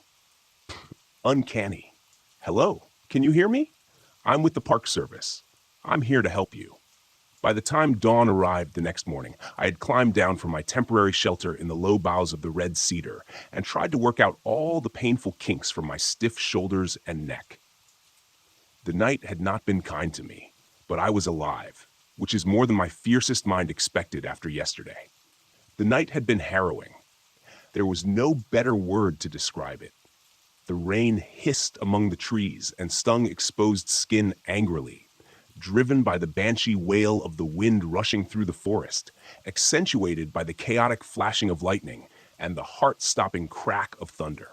Because of this relentless chaos, it's difficult to say with any certainty. But throughout the night, I thought I heard something large trying to move stealthily in the forest near my shelter. I say, trying, because it felt like whatever stalked through the underbrush was more at home in the unnatural, Stygian gloom of a cave than under the watchful eyes of nature. Of course, it could just as easily have been my imagination. In the first dim light of dawn, as it started to illuminate the sodden and dripping forest, I spent the better part of 20 minutes straining my eyes with every ounce of concentration as I scanned the gray woodlands around me. I was only 10 feet or so above the ground, but there was no way I was going to step foot from my hide until I was absolutely certain that I was alone. Once I was satisfied, I was alone for the moment. I climbed down to the muddy ground. I tried the radio several times through the night and into the morning, but wasn't able to get even a burst of static that might indicate someone trying to respond. A combination of the storm and interference from the trees worked against me. My first thought was to get back to my Jeep as quickly as possible and run every drop of gas out of its tank, trying to get as far away from this place as I could. When I checked the GPS to see how close I was to its marked position, however, I found the unit unresponsive, with a disastrous crack across the screen that seemed to mock my dismay, probably caused by my less than graceful scramble from that damned cave. A rifle, no radio, no GPS. Perfect. I still had a compass and the rising sun to guide me, though, and that was something. I was only a couple miles from my tower, which should have been somewhere due south of where I stood. I knew that once I got close, I should be able to either find the service road or the tower itself, so there wasn't much danger of getting myself lost, at least. It was a small comfort, but one I gladly took. I moved through the trees and undergrowth with more speed and recklessness than I probably should have. An ankle broken by an errant misstep would have been bad news. Still, even though I hadn't heard or seen anything of my late-night visitor, I couldn't help but feel I was being watched. Do you know that creeping sense of dread you feel when you've just turned off the lights in the basement and now have to climb the stairs back to the light of the doorway? Or when you're making your way from your car in a dark and lonely parking lot? The feeling that something is there, something much more suited to the dark than you are? It's that same feeling that pushed my footsteps almost to a jog as I traversed the uneven ground and storm-felled trees that tried to hinder my passage. For the next hour, I moved at this pace, aware of every rasping lungful of breath, knowing that I should pause and rest for a few minutes, as pushing myself to fatigue would only increase my chances of falling or hurting myself. I imagined myself lying in blinding pain next to an unseen chuck hole, clutching at a broken leg and watching as the sunlight began to dim with the onset of dusk, waiting for whatever hunted my trail to find me. What would happen? Would I even have time to look on its visage before it struck? Did those campers in the cave? A misstep and a stumble that nearly made this nightmare a self-fulfilled prophecy jarred me back to the present. Against all instinct, I forced my pace to slow, first to a trot, then to a walk, and then reluctantly, I stopped completely, trying to catch my breath while I scanned the dense woodland around me. Nothing. No. Not nothing. As my heart began to slow and my breathing returned to a more manageable cadence, I turned my gaze back in the direction I had been headed, and an unconscious smile found its way to my lips. The sun had risen high in the morning sky during my flight, and now I caught a flash of its reflection on the windows of my tower, not 200 yards directly ahead of me. I laughed aloud with relief, fully aware that this fear-tinted eruption was closer to the manic cackle of lunacy than anything else. I didn't care, though. My feet started forward on their own, quickly reaching a brisk pace. A few minutes later, I burst out of the trees into the maintained clearing surrounding my tower, feeling the full sunlight on my face for the first time since yesterday. Had it only been a day? It seemed like longer. I was so filled with relief that I didn't even register the fact that the forestry department Jeep sat parked near my fenced-in tower until I started entering the combination into the gate lock. The faded white 12 emblazoned on the corner of the windshield told me that it was Billy's Jeep, which wasn't much of a surprise. I realized after a moment, after not hearing back from him, that I was more surprised I hadn't returned to find an entire search and rescue team making preparations to search for their lost puppy. I punched the 4-digit code into the mechanical combination lock on the gate and stepped through, making sure to close and lock it behind me. I stood there for a moment, staring through the tall chain-link fence at the dense tree line, wondering if something waited just out of sight in the shadows, staring back at me with hungry anticipation. I shook off the sudden chill as best as I could and made my way quickly to the staircase, taking the steps 2 at a time. Billy was going to be pissed at me, I was sure, but that thought was a fleeting one that didn't take purchase. His displeasure was the least of my concerns right now. When I reached the top, I threw open the trapdoor and suddenly found myself looking down the muzzle of a very large rifle. Even in that brief moment of abrupt shock, I could register how the barrel trembled in the hands of its agitated master, and I wondered how close I came to having my life ended in a brief flash of light. The moment only lasted a second or two, and then Billy hastily swung the rifle away in a safe direction. "Damn it, John," he exclaimed, his tone an incongruous mixture of relief and fear. "I almost shot you." I stepped fully through the trap door and let it close behind me. "Jesus, Billy," I breathed, leaning back against the railing. I suddenly felt weary and realized it was likely the adrenaline now rushing through my system that had kept me moving at such a hurried pace throughout the morning. "Where the hell have you been?" he demanded, stepping back inside my shack and taking a chair at the small table in the center of the room. I noted with mild interest that he kept the rifle leaning against the table beside him instead of stowing it in the rack over the door, but decided not to comment on it. Billy Johnson was in his middle years, maybe 45 or so, with a bit of a gut and grayish-brown hair, trimmed clothes. He wore an impressive mustache that reminded me of something an Old West gunslinger might sport. He was dressed in typical attire, khaki Forest Service shirt and brown cargo pants. In addition to the rifle, I had had the unfortunate opportunity to closely examine a moment earlier. I noticed that he wore his .500 Magnum in a holster at his side. That wasn't too unusual. When in the bush, bears and mountain lions can sneak up on you unawares. Having a hand cannon within easy reach goes a long way toward taking the fight out of them if necessary. It was a little unusual for a drive over to another tower, I suppose, but not exceptionally so, given the circumstances. I took the opposite chair, dropping my pack to the floor next to me. I realized my legs were still shaking anxiously and placed my hands on my knees to try to calm them. He was trying to deflect, but he was horrendously bad at it. He knew something. I was sure of it. "You know where I've been," I replied, gambling on instinct. I watched his face closely for a reaction and wasn't disappointed when he winced and turned his focus out the window and over the forest to the north. "I told you to abort and head back to your tower," he stated brusquely. "But you just had to feed that curiosity of yours, didn't you? You're damn lucky to be alive, you know that?" From my chair, I reached under the cupboard to my right and pulled a half-empty bottle of Jameson and a couple of mostly clean glasses.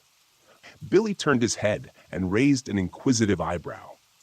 Alcohol was a no-no up here, but when I poured and handed him one of the glasses, he accepted it without a word. I took a pull from the other. "It's my own damn fault, I suppose," he continued, turning back fully to me. "It's been so long since anyone's even thought of Camp LeClaire that it didn't even click for me when you told me where you saw the campfire."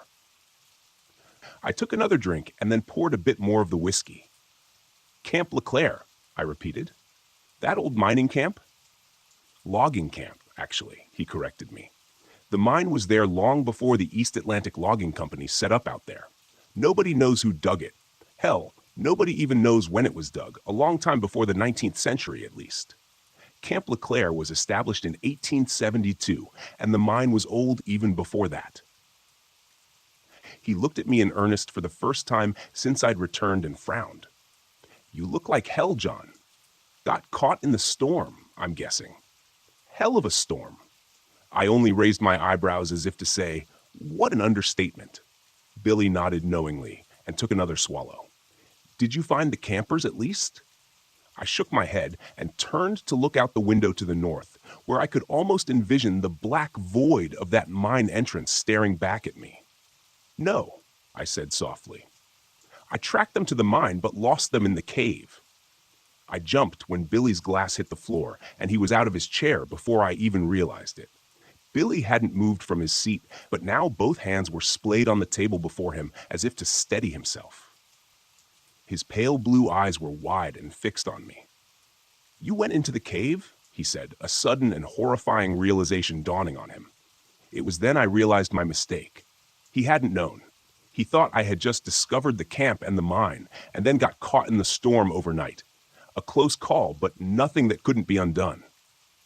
"Yeah," I replied, nodding slowly, deliberately. "Yeah, I went into that cave looking for the campers. The gate had been cracked open already. I'm not sure by whom or when."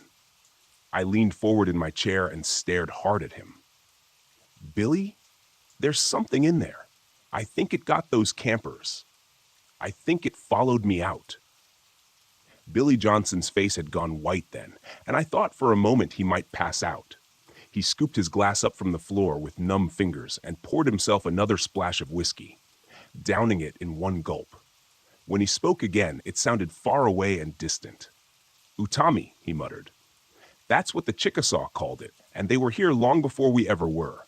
Blur is what the white man called it, among other names, Kuatami." He nodded. "False brother, lying man, something like that. Hell, I don't know. What do I look like, a translator?" "It means bad," he continued. "No matter what language you speak, it means something's out there that isn't supposed to be, something that was locked away a long time ago and forgotten." It was then that he stood and grabbed his rifle, as if suddenly remembering something. "I need to get back to my tower and make a call now." I gestured to the radio base station sitting patiently on the table near the door. "Why not use mine?" Billy shook his head. "Sorry, John. It doesn't work that way. Special phone, special number. I just hope I'm not too late." I started to stand. "I'll go with you," I said. He pointed a stern finger at me and narrowed his eyes. "No, you stay here, strap on your handgun, and make sure it's loaded." His voice was calm, almost cold, and didn't leave much room for debate. Still, I had no desire to stay alone with whatever this angler thing was roaming around out here. "Billy, I can go with you. I can help." I started to argue, but it was quickly cut off when he took a menacing step toward me. And I realized quickly how much I'd underestimated him because of his normally easy manner. "You will stay in your goddamn tower, and you will follow orders," he roared. I took an unconscious step back and reclaimed my seat, only managing a shaking nod in agreement. He took a trembling breath, pointed at the radio, and said in a slightly less terrifying tone, "And keep that thing on. As soon as I'm back at my tower, I'll radio you with updates." A moment later, he was gone, and the trapdoor slammed shut behind him. I stood and retrieved the Pelican case from under my cot. Inside was the same model of .500 Magnum revolver that Billy had been wearing, heavy and cold in my hands. I loaded it and belted it on the leather holster, feeling the reassuring weight tugging at my waist. "John?" I heard Billy call from below. I went outside to the walkway, leaning over the railing. He was standing beside his Jeep, 50 feet below, shielding his eyes from the bright sunlight as he looked up at me. "Make sure to keep everything locked. I'll come back for you," he shouted. I raised a hand to him and slid the latch shut on the trapdoor with my toe. I turned back into my shack as I heard Billy's Jeep fire up, and a moment later, it drove off down the rough service road toward his tower.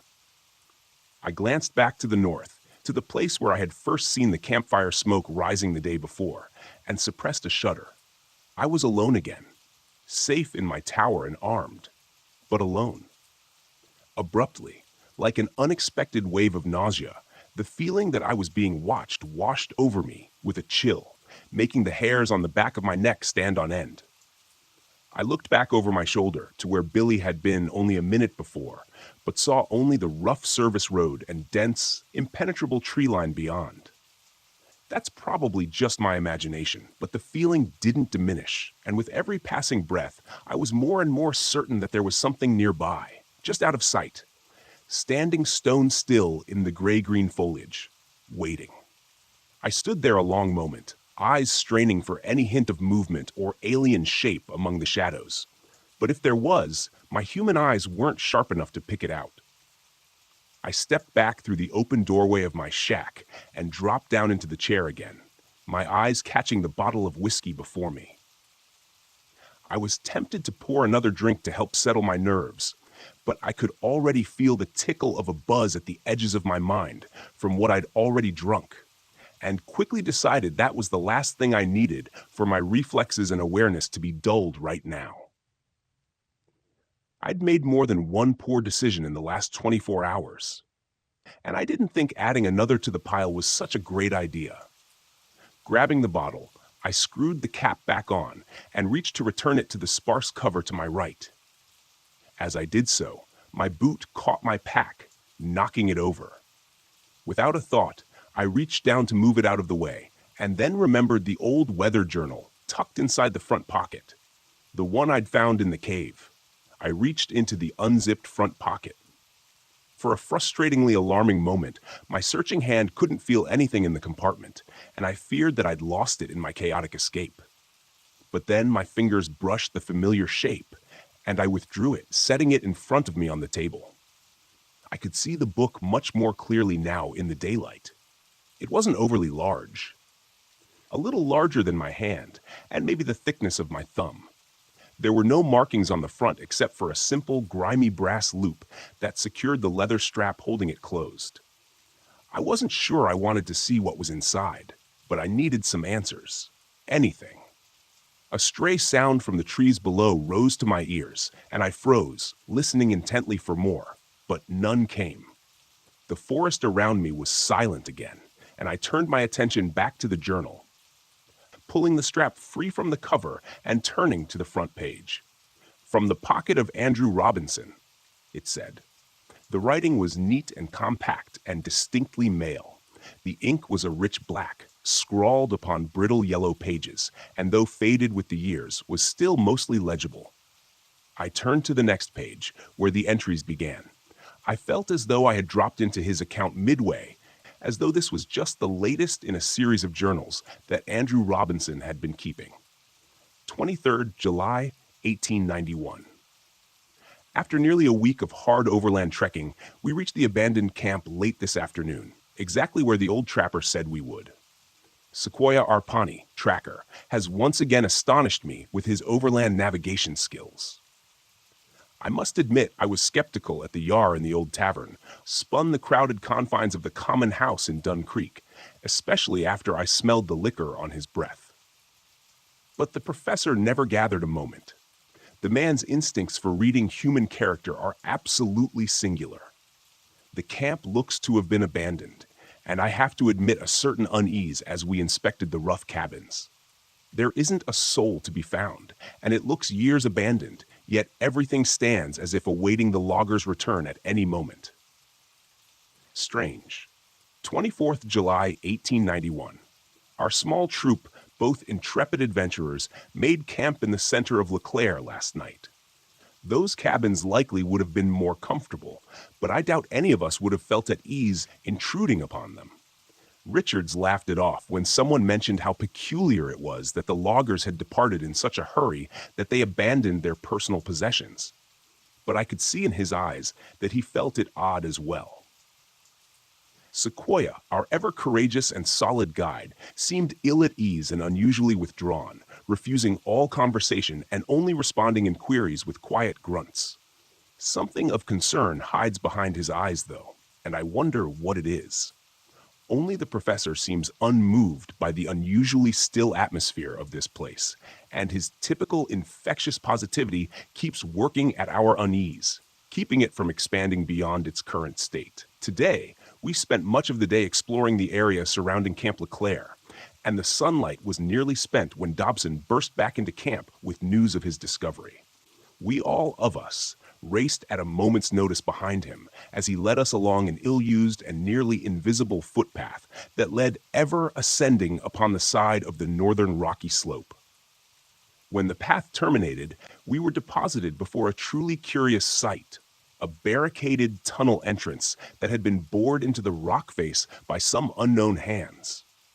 I suspect some sort of exploration tunnel or added dug-in search of precious ores, especially given the nation's more recent history with gold fever.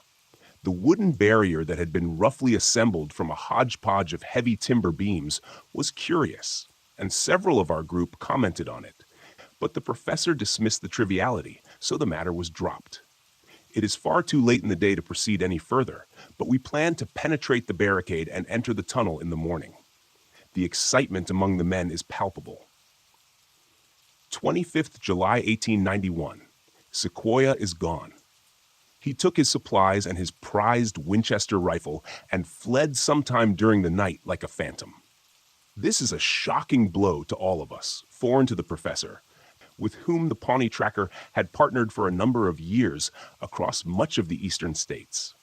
We have no explanation for his sudden desertion, and it sits unwell with the entirety of the group. The overall mood has darkened, I fear. Still, we must push onward. 25th July 1891 addendum. It took more than 2 hours of hard labor, but we were finally able to gain entrance to the mine shortly before noon today. Richards managed to get his boot caught between two heavy timbers as he stumbled forward, straining his ankle with a terrible cry. We feared it broken, but Dr. Franklin assured us that his bones seemed intact. Regardless, Richards was taken back to the camp, where he will convalesce while the rest of us make our entry. His part in our exploration has come to an end for now. We made our way in a single file through the added tunnel, for some way before reaching its carved end. The light from our oil lanterns providing regrettably inadequate illumination over the rocky surroundings. When we reached the terminus of the mine tunnel, our hearts sank for a moment before the professor gave an exclamation of discovery and suddenly disappeared through a nearly hidden rift in the wall, surrounded by jagged rocks. We eagerly followed him through, careful of our footing as we went, and found ourselves in what I can only assume to be an accidental breach by the miners into a natural cave system. The air was chill and unmoving, but our excitement over this discovery laid any concerns or discomfort this may have caused. The professor directed us to set up a secondary camp in this new chamber, which we'll use as a staging point for further exploration. So, we spent the rest of the day bringing supplies for our main camp and constructing a smaller version in this moderately sized chamber. By the time we completed this endeavor, The efforts of the day precluded the start of the exploration until the group has had the opportunity to rest and replenish their energy. I feel I will sleep well tonight despite the anxious excitement buzzing around my mind. 26th July, 1891. Another shock. When we woke this morning, O'Connor is gone. The Irishman, who has ever been reliable and constant as the North Star, was assigned first watch last night. There is no trace of him, and no indication that he took any provisions or even his personal rucksack with him. I fear his natural inquisitiveness may have gotten the best of him and led him to explore the deeper caverns beyond our ad hoc base camp, for his lantern is the sole item that has gone missing with his person. The professor immediately rallied the rest of our small group, 7 in all now, and mounted a search for our lost companion. I tried to caution him against rushing into action, but he was not to be deterred. To my dismay, I was the sole man ordered to remain here at camp, whilst my companions took up their supplies and launched deeper into the cave system in the event young O'Connor returned in their absence. I was understandably disappointed, but grasped the logic of it well enough.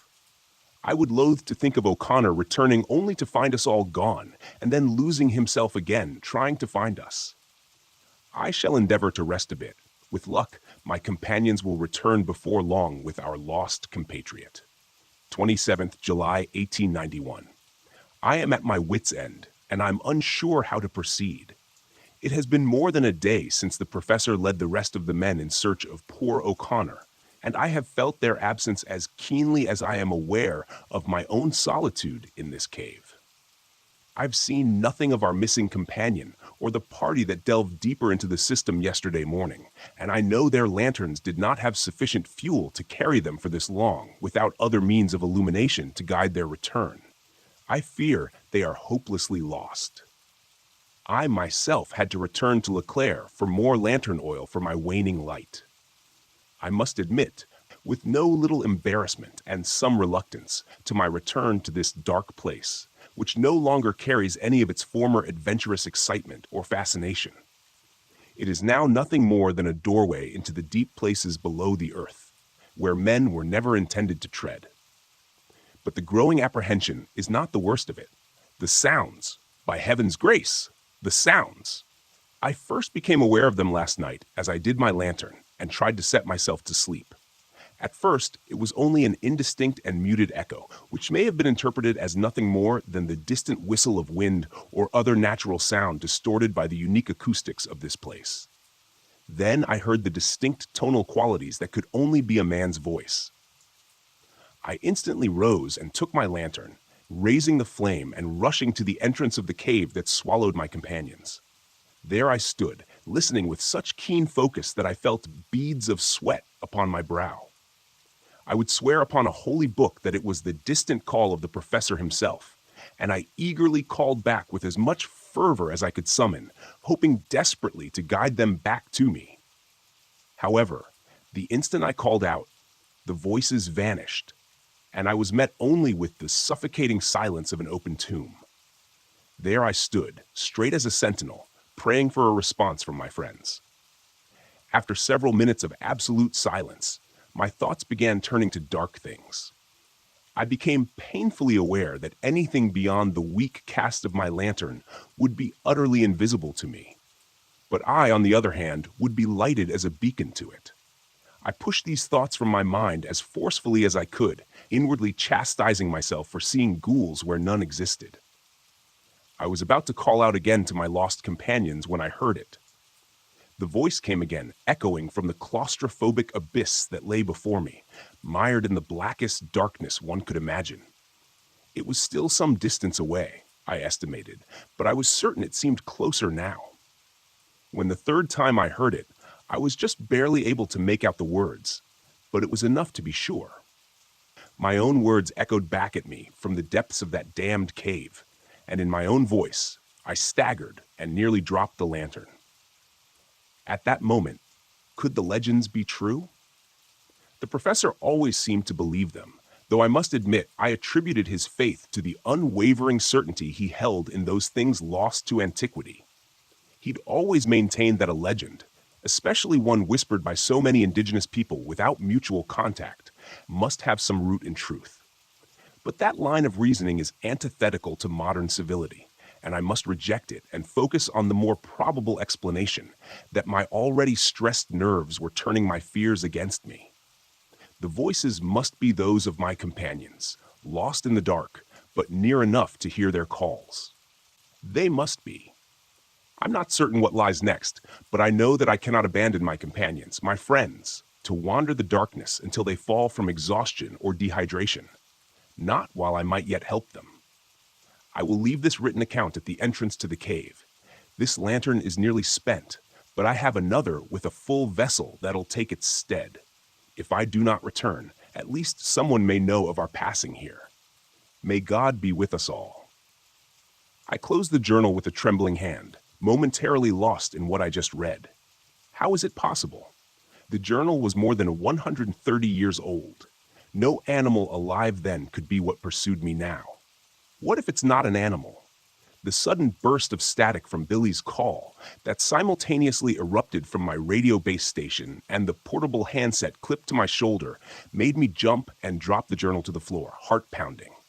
I cursed under my breath and keyed the microphone. "Go for Tower 9, I answered, my voice tight as I spoke.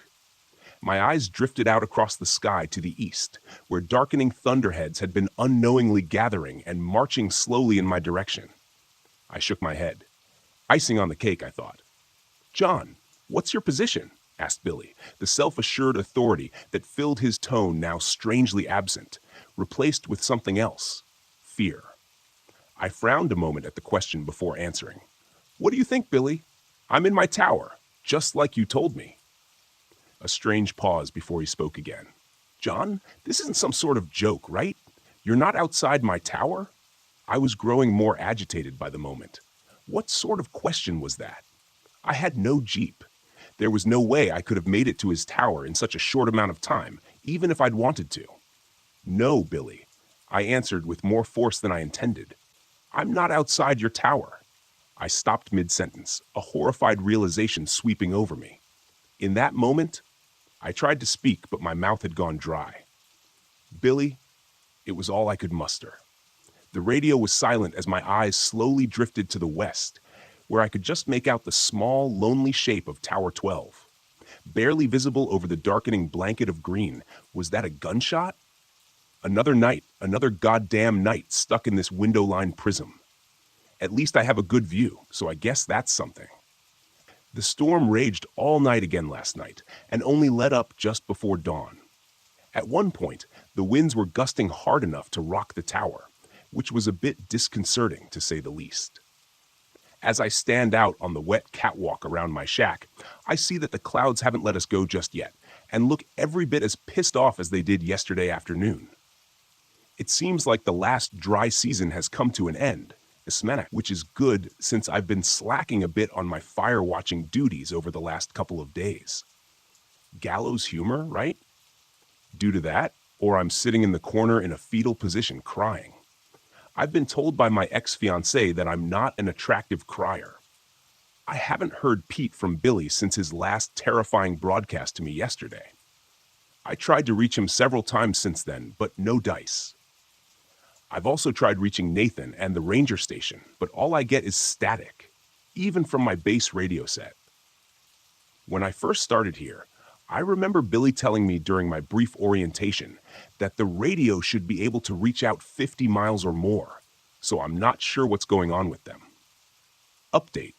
I just took a quick look at the base station and found that the cable leading up to the antenna on the roof of the shack is now just a dangly thing swaying in the breeze. The storm must have decided it needed the antenna more than I did because it's gone. I can see where the screws were torn out of the wooden mast, and before you say anything about whatever this thing is that's been stalking around and deciding to sabotage my radio, I should probably tell you that the wooden antenna mast looks like it's been around for a long time. The wood was probably dry rotted to begin with, and now that it's soaked, it's crumbled away into little wet brown bits as soon as I probed it with my fingers. Speaking of whatever this Kuatami or angler thing is, and I'm just going to call it a mimic, I think I haven't heard anything weird since yesterday. I'm assuming it's still over there somewhere, but I don't think it's nearby. If it's still anywhere around here, it's probably somewhere over near Tower 12, or at least that's what makes the most sense to me anyways. Which brings me to my shiny new lunatic idea, my Jeep. It can't be more than a mile down the northern track, still sitting there in front of that fallen pine. I could probably get to it in less than an hour, even with this wet and muddy ground. It had almost a full tank of gas, and I'm pretty sure I could outrun this mimic thing in it if I could get a straight shot down the service road. I definitely don't relish the idea, mind you.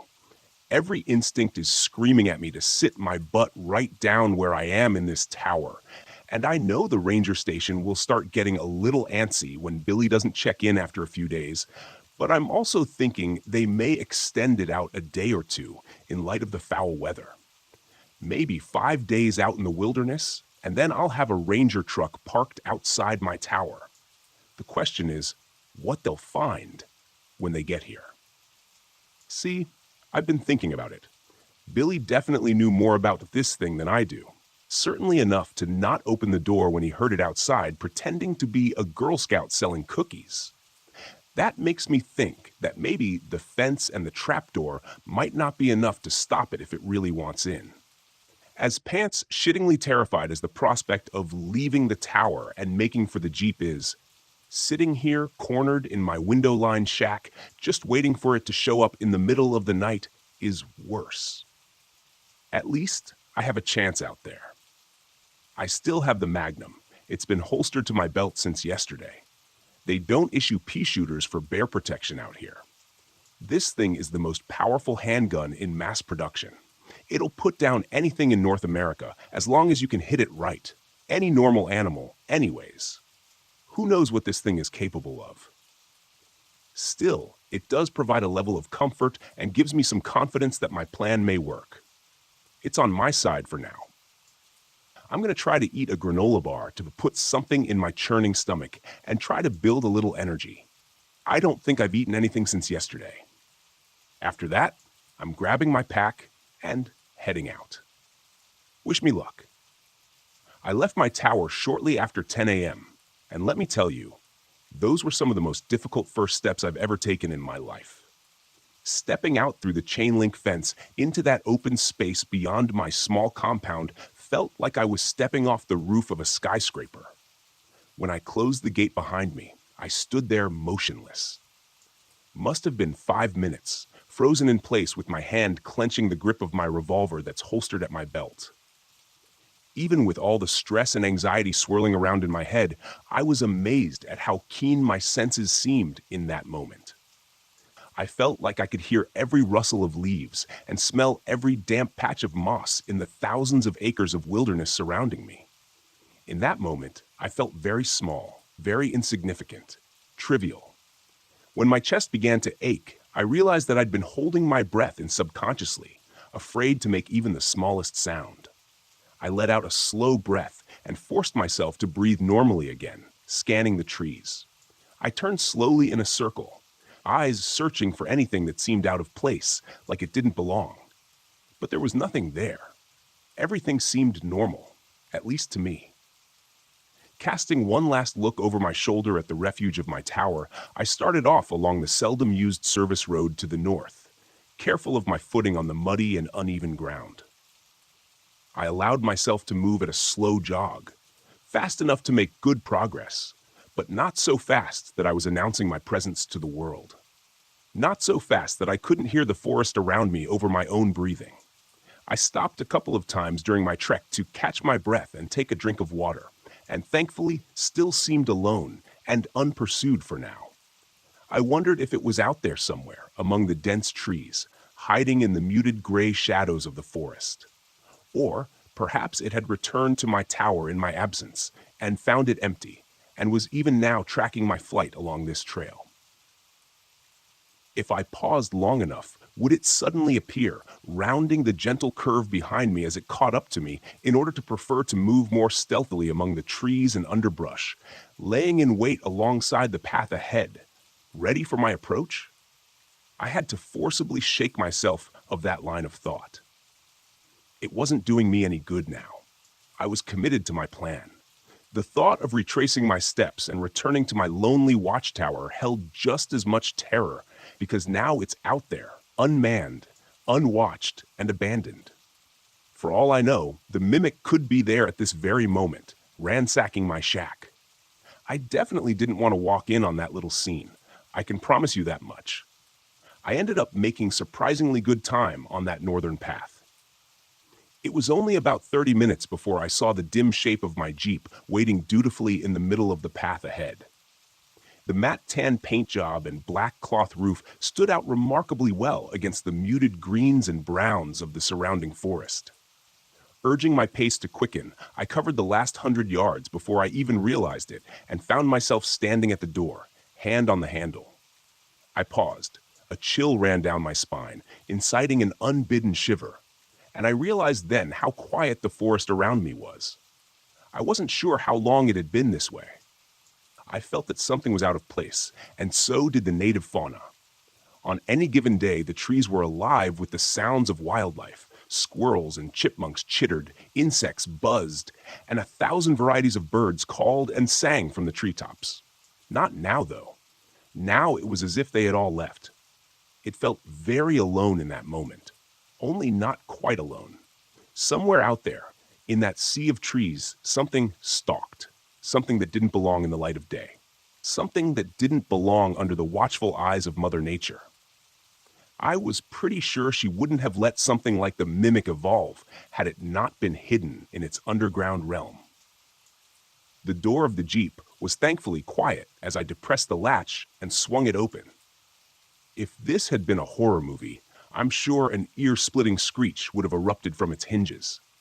But in real life, we tend to take care of these vehicles pretty well. In the best of times, they are the only convenient transportation for 20 miles or more. In times like this, though, it was likely the only thing that would save my sorry ass. I jumped in and pulled the door shut behind me with a dull thunk, subconsciously locking it. I almost laughed when I did that. The entire top of the Jeep was nothing more than canvas and plastic windows. A feisty hamster could probably have penetrated my little haven, and I doubt the mimic would even think twice about it. The Jeep fired up immediately when I turned the key in the ignition, and I threw it in reverse for the most ungraceful 14-point turn you've ever seen on the narrow and muddy service road. Once I got it turned around, I didn't waste any time directing it the way I'd come. The service road was really little more than an uneven and ill-maintained dirt trail, and was only ever used infrequently by the rangers and lookouts. As I'd previously mentioned, it was a rough ride, even for the heavy suspension of my trusty steed, so I had to keep it at a reasonable speed. The very last thing I needed was to snap an axle or bounce myself right off the road and into the trees. Considering the condition of the trail, with the fact that it constantly wound and curved as it progressed, it meant that even my best speed wasn't much faster than I could run on foot. That's okay. Once I got past my tower, the service road was generally better maintained and followed a more or less straight path. I'd be able to build some decent speed there and be out of the wilderness and standing at the ranger station in an hour or so. The abrupt appearance of my tower caused me to feather off the gas as I rounded the last curve from the northern track. I slowed to a crawl and squinted through the now dirty windshield. From here, everything looked exactly like I had left it. The gate still stood closed, and looking up, I could see the trapdoor also appeared shut. Maybe this thing hadn't returned. Hell, maybe this thing wasn't ever going to return. For all I knew, I was headed in the opposite direction. It's not like looking at a GPS on it or anything. It was at that moment that I nearly pissed myself when the radio, still clipped to my belt, squawked, and I heard probably the last thing I had ever expected to hear. "John, are you there?" The signal was pretty clear, but his voice sounded weak, strained. I almost didn't respond. I was frozen in indecision, clouding my mind.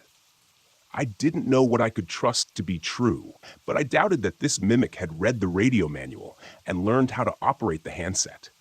I snatched the handset from my shoulder and keyed the mic. "Billy? Holy? Is that you?" He answered me right away, and I thought I could hear relief in his tone, buried under his pained words. "John? Thank God. I was afraid you were gone." My eyes drifted to the trail leading past my tower toward the ranger station, toward safety. Another 5 minutes, and I would have been there. I got to my Jeep, and I was just about to haul ass for the ranger station when I replied, "What's your status?" There was a moment of silence, and I wondered briefly if he hadn't even heard me. But then he answered, "I'm not doing too hot, John. I'm in my tower, but that thing hurt me. I've lost a lot of blood, and I've been drifting in and out. I've patched myself up as best as I could. I stopped the bleeding for my leg." He frowned and closed his eyes for a moment, asking a question I was pretty sure I knew the answer to. "Are you able to get back to your Jeep?" I thought I heard a coughing bark of laughter before he answered. "I don't think so. Pretty banged up, man. What happened?" "Billy, son of a... It got into my tower, managed to get a shot off, but not before it got a jump on me. I took off before it did me in, so I think I hit it. I don't know where it is now, though. My tower is wide open, and it hasn't come back, so maybe it's dead." I doubted that. Things never work out that simply. "Are you stable, Billy? Can you be moved?" Another silence, and then he said, "I know what you're thinking, John. Just turn your Jeep around and haul ass to the ranger station. That's an order." I dropped my forehead to the steering wheel, closing my eyes and cursing. It would have been easier if Billy hadn't radioed me. I know it's selfish. I know I'm an idiot for even thinking it, but I could have been blissfully out of range if he'd only waited for 10 more minutes. Still, I put the throttle down and got the hell out of there. I could still race for the ranger station, have them mobilize a chopper to come back for Billy. But they were at least an hour away. Factor in the spin-up time for the helicopter, and you're talking more like an hour and a half before anyone gets to him. It didn't sound good. Something told me it was unlikely he'd last that amount of time. I could still turn left. I'd likely live. But could I live with myself knowing that I left Billy to die alone in his tower? What if our situations had been reversed? Sure, I might be saying the same words he was saying now, but in my heart, I'd be pleading for that voice on the radio to help me. I couldn't imagine being in his position, lying there, hurt, bleeding out, knowing that his safe haven was wide open and that thing was out there somewhere.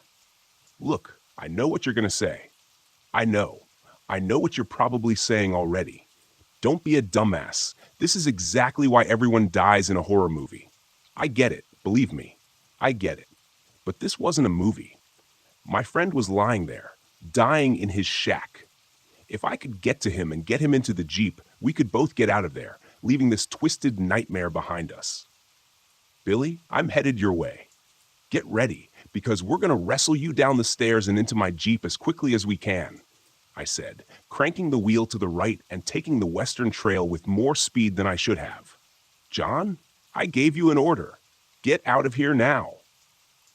Despite the situation, I managed to start a grin as my rig bucked and bounced over the uneven trail.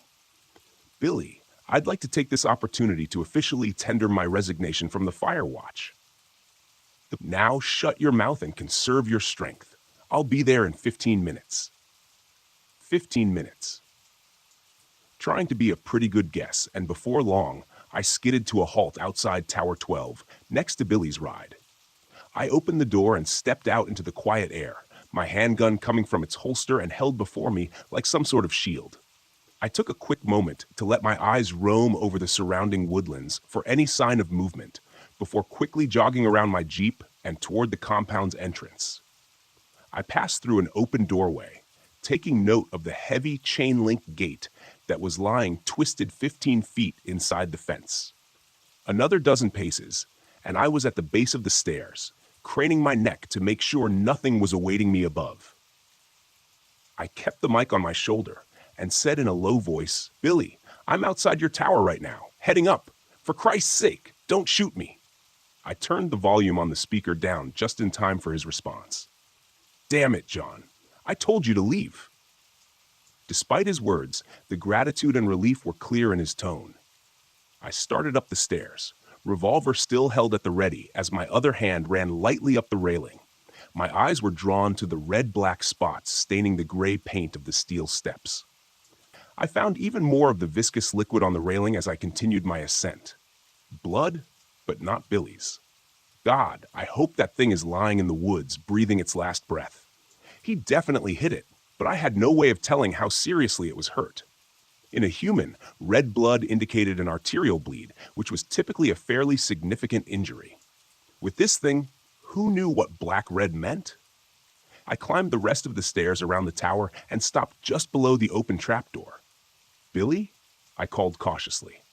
A pause, then came his reply, shaky and with a wheezing sound I didn't like at all. "How do I know it's you?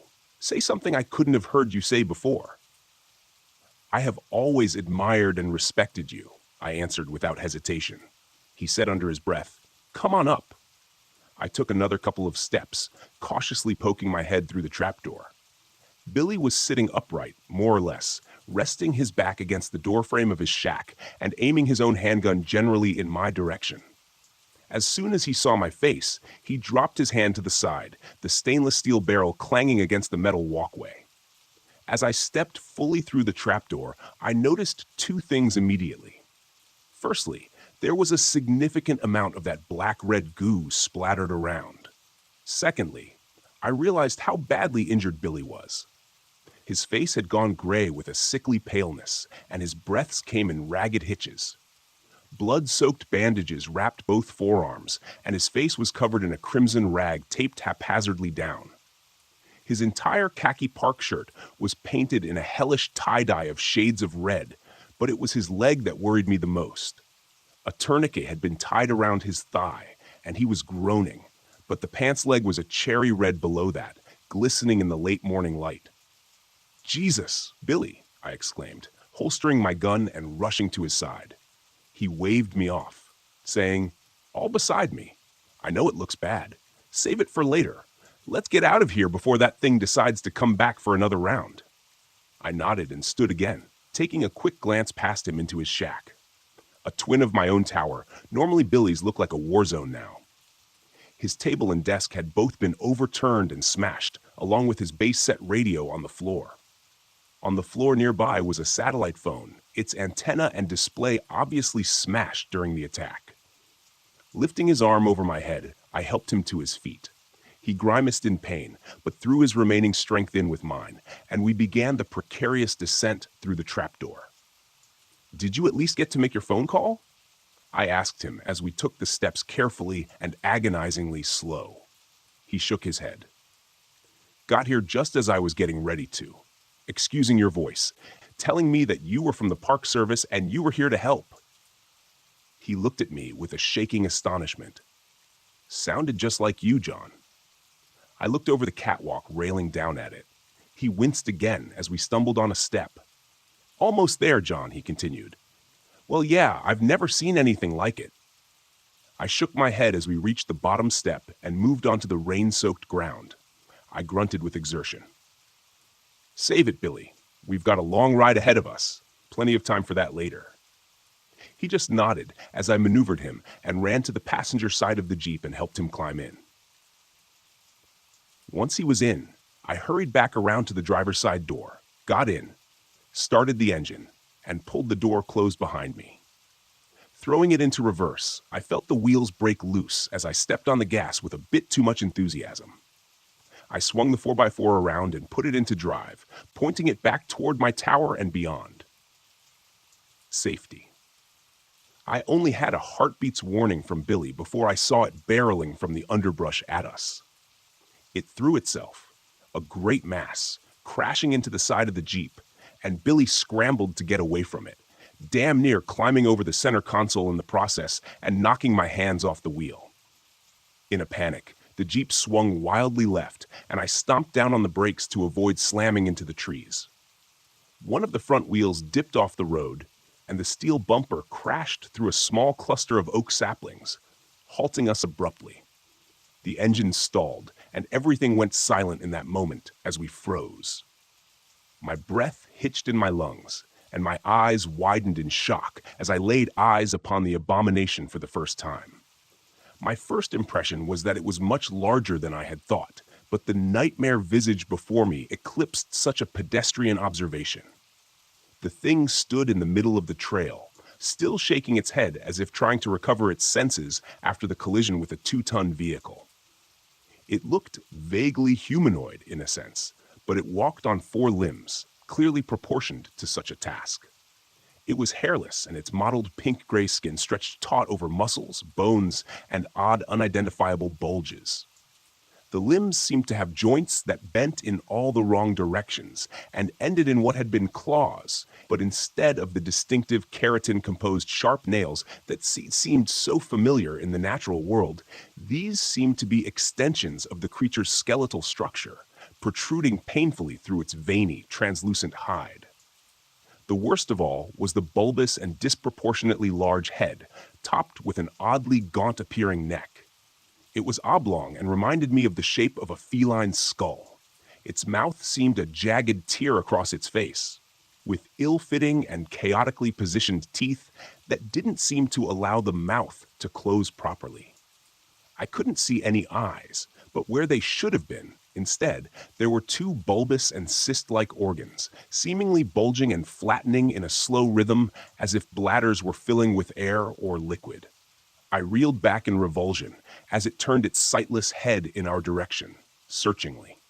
Flaps of skin on either side of its malformed snout opened slowly, like some obscene blossom composed of milky gray bat wings, and I had the sense that it was using them to try to somehow locate us.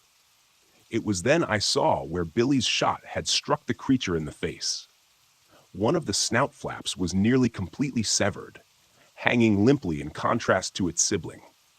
A gouge furrowed by the bullet's travel creased along the right side of the thing's head, piercing and ravaging the bulbous organ on that side and leaving it a deflated sac. When it turned its head further in our direction, I could see clearly where it had bled significantly from the shot, but I was horrified to see that the wound had already sealed itself, leaving a shiny silver scar to mark the incident. "I knew I hit you, you bastard," Billy whispered, half to himself.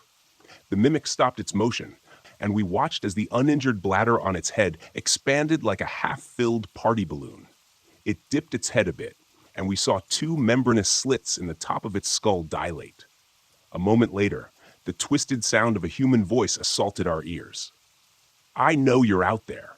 The voice was unmistakably Billy's, but it was distorted and wrong. I thought that the wound from his gunshot probably had something to do with that. The thing raised its head again, turning a bit more in our direction. It took a few experimental steps forward, then paused and lowered its head. This time, we heard what sounded like the painful roar of a beast, almost perfectly replicated, except for that same distortion we had heard previously. "Killed a bear." I held my breath as we watched it again raise its head and take a few more contemplative steps in our direction, slowly swinging its grotesque snout back and forth. I could see how the flaps of skin that were flared open, where its nose should have been twitched minutely back and forth, and I felt like it was using them to listen for us. "Knows we're here somewhere, but he can't see us," whispered Billy, leaning close. "But if it gets close enough, I'm thinking we're done for." I looked over at Billy and realized that there was no way he'd be able to make a run for it in his condition. From the look of the thing growing ever closer to where we cowered in our Jeep, I thought it was likely we didn't have much time before it got close enough to hear our breathing, our heartbeats, or whatever, even inside the 4x4, and when that happened, I knew what would come next. Billy closed his eyes for a moment and turned to me. There was something in his eyes then, sort of acceptance. So he didn't like it one bit. "Get ready with the cannon," he whispered. "Only gonna get one chance at this." "What are you talking about?" I asked. A moment later, I had my answer. Billy took a deep breath and mustered every bit of strength to fling the door open and stagger out of the Jeep. "I'm right here," he shouted, limping weakly across the road from the Jeep. The mimic whipped its head in his direction instantly, but tilted its head to the side, seemingly momentarily puzzled at this unexpected turn of events. Billy held his own magnum in his hand, but it was too weak to raise it towards the beast. Still, he pulled the trigger, and a resounding boom seemed to shake the air. The mimic flinched at the defining sound of the gunshot, the flap of membrane at its snout snapping shut protectively. But its stunned hesitation didn't last very long.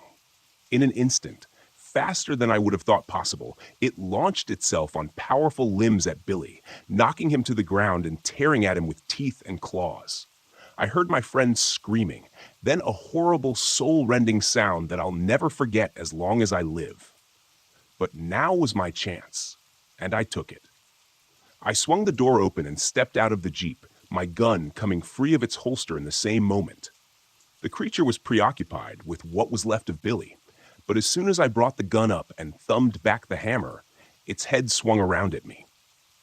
It crouched like a compressed spring, preparing to launch, but I was quicker. The report of the gunshot was incredible, and the recoil from the powerful round rocked my wrist back painfully. The beast staggered, and I saw a burst of blood and tissue explode from a wound where its shoulder met its neck. It howled an otherworldly cry, sounding like a bedlam mixture of man and beast. But though the wound seemed terrible, it tried once again to throw itself at me. I was set on my course, though, and took step after step toward the creature, pulling the trigger again and again until the gun ran dry. All I was left with was the clicking of the hammer and a high-pitched ringing in my ears. The acrid smell of gunpowder stung my nose, and by the time I finally stopped, I found myself within only a few feet of the horrific thing. 6 blackened holes stippled the neck and torso of the creature where the bullets had entered, and I knew that the destruction of their exits on the opposite side would be far worse. The mimic lay sprawled across the ruined body of Billy Johnson, its weight crushing whatever had been left of my friend. Black-red blood spread out from beneath the thing's bulk like an oil spill across a smooth floor. I noted with some muted surprise that the creature still twitched and slowly flexed its powerful muscles, and a wheezing sound was quietly emanating from the slits on the top of its skull. I holstered my empty handgun and scanned around the ground for what I knew was there. A moment later, I spotted it. Billy's own magnum, lying half buried in the muck where it had been torn from its grip under the weight of the monster.